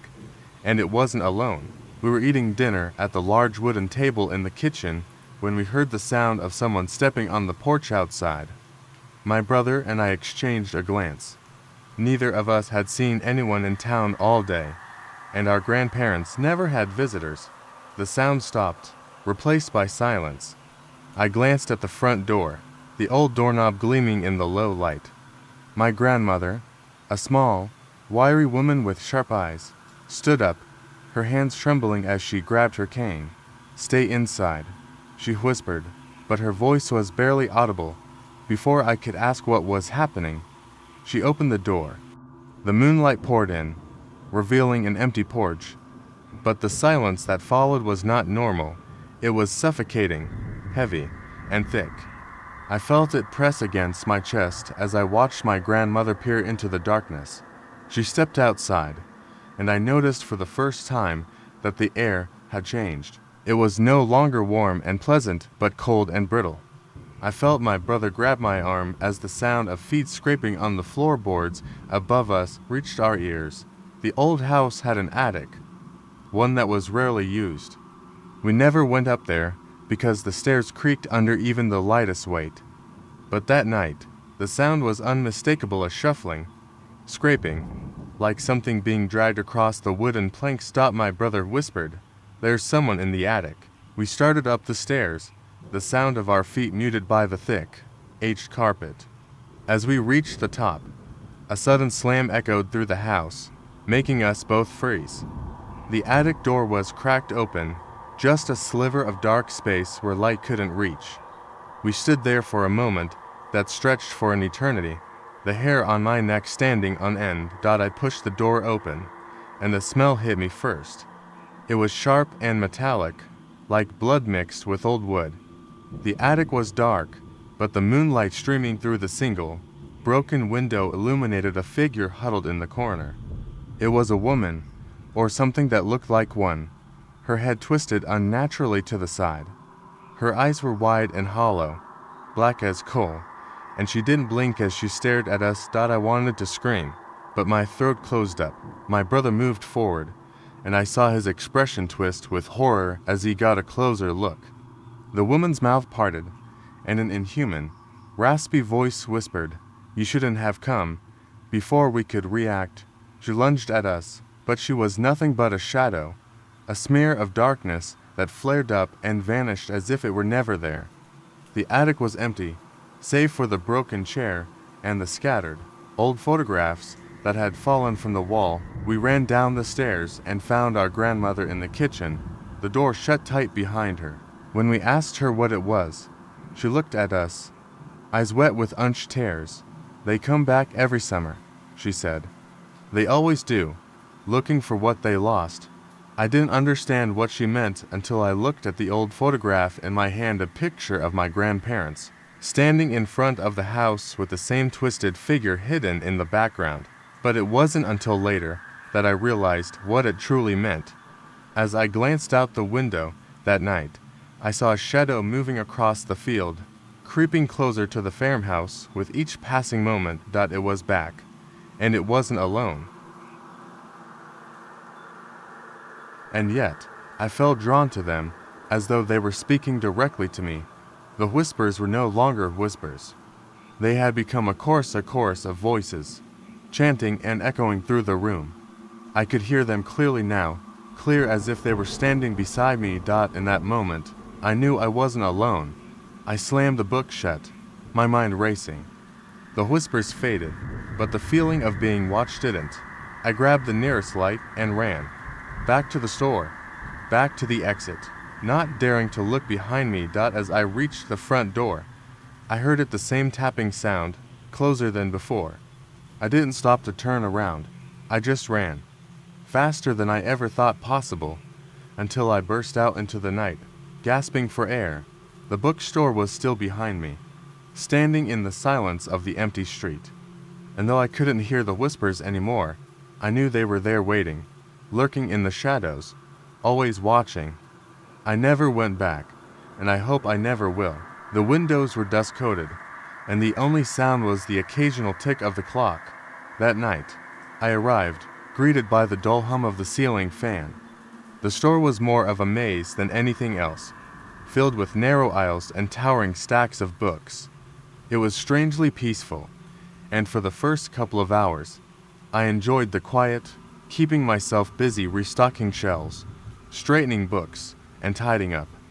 But as the hours passed, the atmosphere began to shift. It started with a faint whisper, just at the edge of my hearing. I froze, listening intently, but there was nothing there. I dismissed it as the creaking of the old building. My pulse quickened, and I gripped the counter, trying to calm myself. "It's nothing," I told myself, but the whispers didn't stop. They weren't just echoes, they were something else. Something wrong. They weren't meant to be there. I checked my phone, trying to call for help, but there was no signal. Of course, there wouldn't be. I was miles away from civilization, with only the dark streets outside and the abandoned bookstore around me. Then, I heard a soft tapping, coming from deep within the store. It wasn't random. It was deliberate. I followed the sound, my footsteps echoing louder with each step. The whispers seemed to grow louder, circling me, as though they were drawing me in dot at the end of a dimly lit aisle. I found a small door tucked behind a shelf of old, dusty novels. My pulse quickened, and I gripped the counter, trying to calm myself. It's nothing, I told myself, but the whispers didn't stop. They weren't just echoes, they were something else. Something wrong. They weren't meant to be there. I checked my phone, trying to call for help, but there was no signal. Of course, there wouldn't be. I was miles away from civilization, with only the dark streets outside and the abandoned bookstore around me. Then, I heard a soft tapping, coming from deep within the store. It wasn't random. It was deliberate. I followed the sound, my footsteps echoing louder with each step. The whispers seemed to grow louder, circling me, as though they were drawing me in dot at the end of a dimly lit aisle. I found a small door tucked behind a shelf of old, dusty novels. I hesitated, heart thudding in my chest. My breath came quicker as I pushed the door open slowly. Inside, it was cold or freezing. In fact, the whispers filled the air, louder and clearer now. They weren't just whispers anymore. They were words. Words I couldn't make out, but they sounded like they were murmuring to me, calling me. I stepped further inside. The room was filled with books, hundreds, thousands of them, but they were unlike any I'd seen before. The spines were cracked, the pages yellowed with age, covered in symbols and strange, unreadable scripts. Some seemed to shimmer faintly in the dim light, as if they had their own pulse, their own life. One book caught my eye larger than the rest, almost glowing with an eerie, unnatural light. I reached for it, my fingers trembling, and opened it. The words inside weren't just text. They weren't words at all. They were something else, symbols, patterns, things I couldn't comprehend, and yet I felt drawn to them as though they were speaking directly to me. The whispers were no longer whispers. They had become a chorus of voices, chanting and echoing through the room. I could hear them clearly now, clear as if they were standing beside me. In that moment, I knew I wasn't alone. I slammed the book shut, my mind racing. The whispers faded, but the feeling of being watched didn't. I grabbed the nearest light and ran. Back to the store, back to the exit, not daring to look behind me. As I reached the front door, I heard the same tapping sound, closer than before. I didn't stop to turn around. I just ran, faster than I ever thought possible, until I burst out into the night, gasping for air. The bookstore was still behind me, standing in the silence of the empty street. And though I couldn't hear the whispers anymore, I knew they were there waiting, lurking in the shadows, always watching. I never went back, and I hope I never will. The sun had just set, painting the sky a deep, fiery orange when I arrived at my grandparents' old farmhouse. They had passed years ago, but I still visited their home to keep the place in good shape. My parents were out of town, and I thought it would be the perfect time to finish up some repairs and enjoy the peace and quiet of the country. The house was surrounded by fields of tall corn that creaked in the wind. The soft, rhythmic rustling made for a strange sort of comfort as I walked through the yard. But, as the night deepened, that comfort began to twist into something else, something cold. I was in the kitchen, trying to fix the sink when I heard the first sound, a soft, rhythmic thud, as if something were tapping against the side of the house. At first, I ignored it, thinking it was just the wind against the wood. But then the thudding grew louder and more insistent, moving around the perimeter of the house. My heart skipped a beat as I turned off the tap and listened intently. The noise came from the back of the house, near the barn. I grabbed the flashlight I'd left on the counter, trying to steady my shaking hands.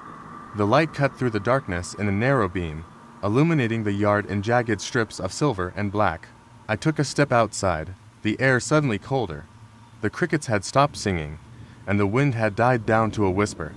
It felt as if the world was holding its breath. I aimed the flashlight at the barn and froze. The door, which had always hung slightly ajar, was now wide open, creaking as it swayed gently in the breeze. And standing in the doorway was a figure. At first, I thought it was just my eyes playing tricks on me, but then the figure moved, a tall, thin silhouette with long arms and a head that was too large for its body.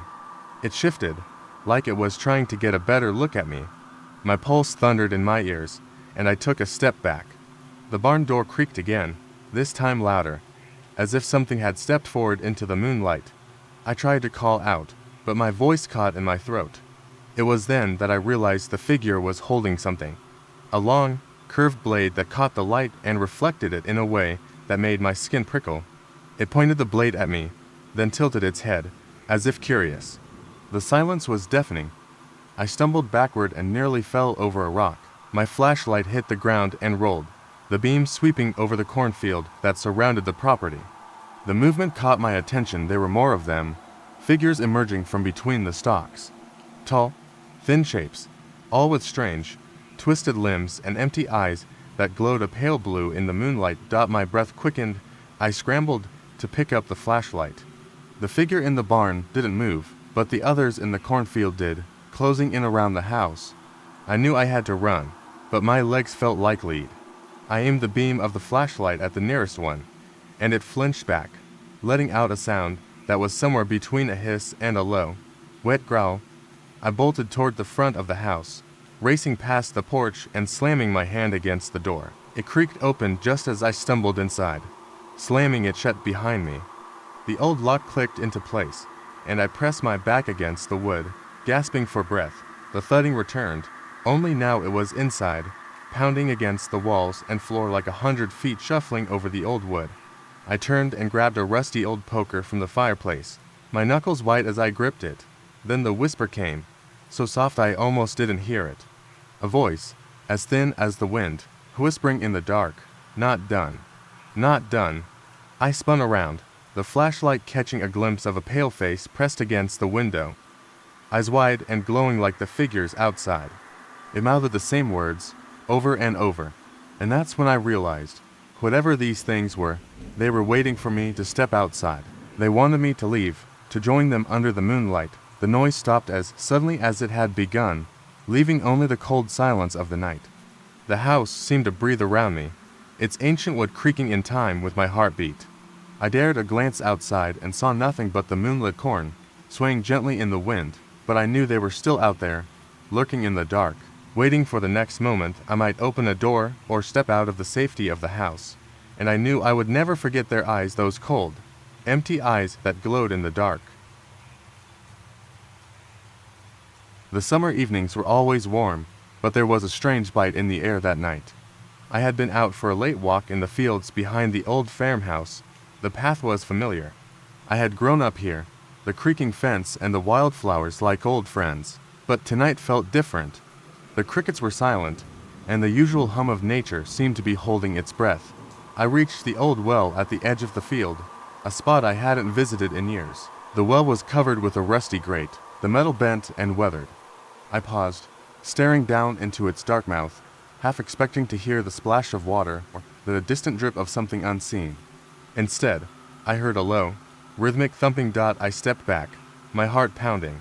It came from behind me, a sound like someone walking on dry leaves. I spun around, breath caught in my throat, but there was no one. Just the wind pushing the tall grass in ripples. I told myself I was being paranoid. But then I heard it again, soft steps, coming from the direction of the farmhouse. I took off running, faster than I had in years, past the fields and through the orchard. The branches of the apple trees clawed at my arms, and the air grew colder, the shadows deeper. I glanced back and saw nothing, but that thumping sound had followed me, close enough to make my pulse race. I reached the house, slamming the door behind me and bolting it shut. The old wood shuddered under the weight of my panic. My grandmother's clock ticked on the wall, its second hand moving with a deliberate slowness, mocking me. I forced myself to catch my breath, trying to convince myself it had just been an animal, maybe a raccoon or a stray dog. I was just about to turn on the radio to break the silence when I heard it. The thumping had stopped. Now there was a slow, dragging noise, as if something heavy was being pulled across the porch outside. I froze, listening. The sound came closer, pausing right at the front door. I glanced around the room, searching for something to defend myself with. My fingers found the edge of a heavy iron candlestick, and I gripped it tightly as the sound moved from the porch to the side of the house. I could hear breathing now, shallow and ragged, like something was trying to catch its breath. The silence returned, broken only by the beat of my heart and the ticking of the clock. I dared to look out the side window, the one that faced the barn, and I saw a shadow moving in the moonlight. It was too big to be a person. It was the unnatural dot. Suddenly, the barn door creaked open, and for a split second, I could see a dark figure standing there, its limbs too long and its head tilted at an impossible angle. The shape tilted its head up to look at me through the window, and even from a distance, I could see the smile stretched wide across its face, revealing teeth that were too sharp, too numerous. I stumbled back, the candlestick clattering to the floor. My grandmother's voice echoed in my head, "Never turn your back on the dark," but that was impossible now. The creature moved forward, and the air grew cold as frost started to creep along the window pane. A sudden crash from the front of the house made me spin around. The door splintered as something slammed into it, but the lock held. I could see the creature at the window now. Its eyes locked on mine, black and wet like oil. It reached out, fingers stretching in impossible ways, scraping against the glass with a sound like nails on a chalkboard. The clock stopped, mid-tick. The room went dark, the silence deep and suffocating. Then, I heard the voice, soft and hollow, like it was coming from under the floorboards. "Let me in." I took a deep breath and bolted for the back door, grabbing my coat and running out into the night. The wind picked up, and the sound of the creature behind me was drowned out by a roar like 100 voices crying out at once. I didn't look back until I reached the road, my legs trembling and my chest burning. I glanced over my shoulder, but the house was empty, silent once more, and the field behind it was blanketed in shadows. I didn't stop running until I reached town, and even then, I never spoke of that night to anyone. I don't know what it was or where it came from, but I know one thing for sure: it was waiting for me, and it was only a matter of time before it came back. The sun had barely set when we pulled up to the abandoned amusement park. My friends and I had been searching for a thrill, a break from the mundane, and we had found it in the form of this long-forgotten place that was rumored to be haunted.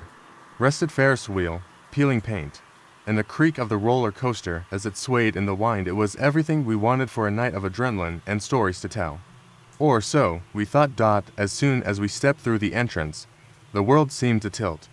The air smelled of dust and rusted metal, a sharp contrast to the sweet, overripe scent of the cotton candy machine that sat in the middle of the square. The remains of a merry-go-round stood crooked, its horses missing legs, as if they had been hastily torn from their posts.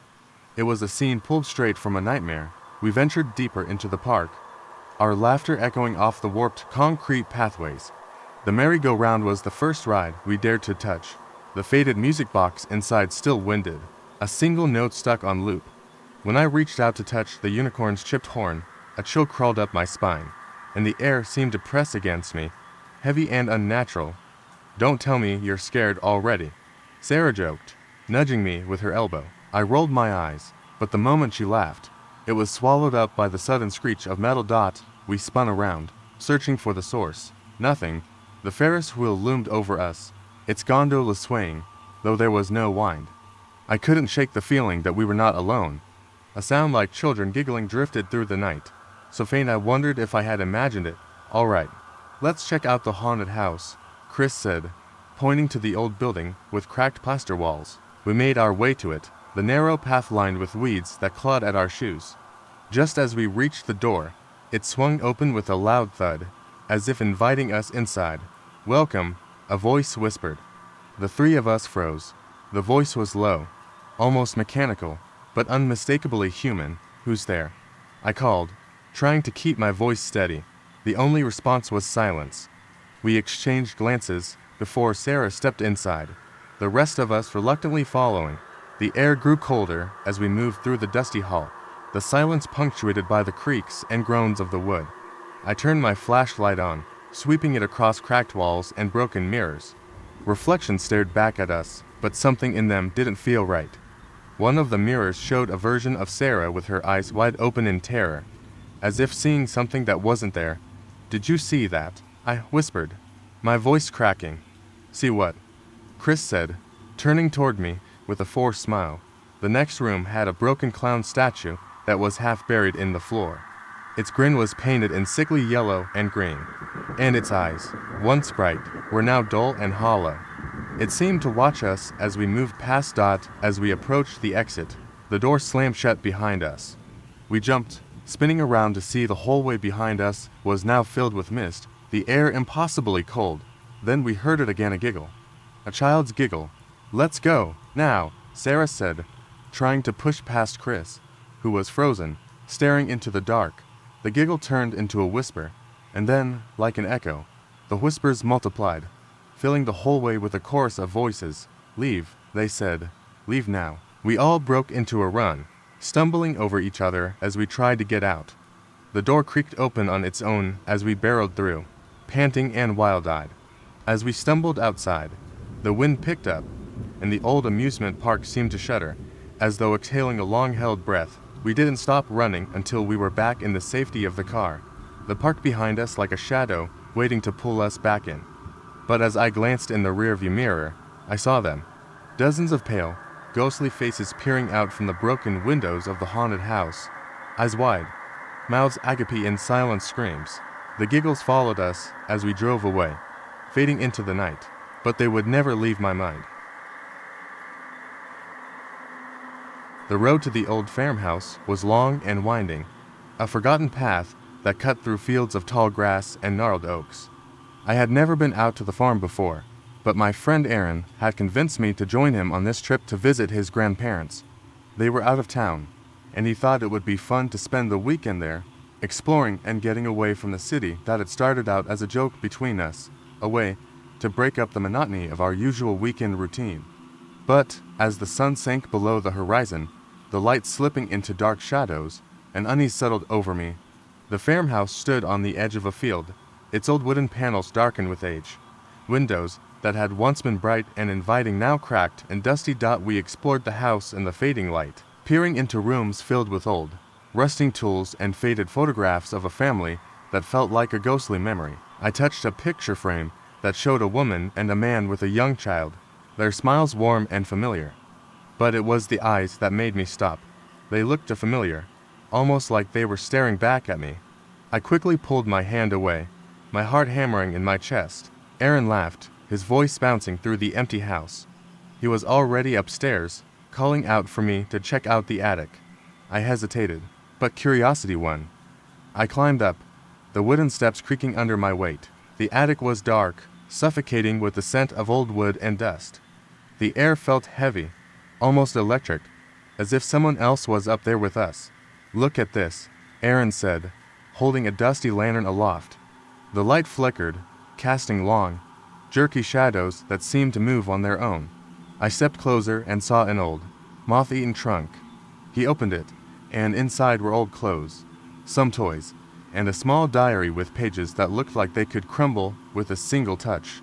I reached out and flipped it open, not expecting anything more than gibberish. But the words leapt off the page, written in a scrawled, frantic hand. "They come when the lights go out." They were the faces of those who were here before. The air around me grew colder, and I heard Aaron let out a sharp breath behind me. The lantern flickered again, and I spun around, the light catching his face. His eyes were wide, and his mouth hung open, but it wasn't just surprise that I saw. It was fear. The wind picked up outside, rattling the old house as if it were trying to break in. A low thud sounded below us, and then a muffled voice, soft but urgent. I couldn't make out the words, but it was close, too close. My body tensed, and I felt a shiver race up my spine. "Aaron, we need to go," I said, my voice barely above a whisper.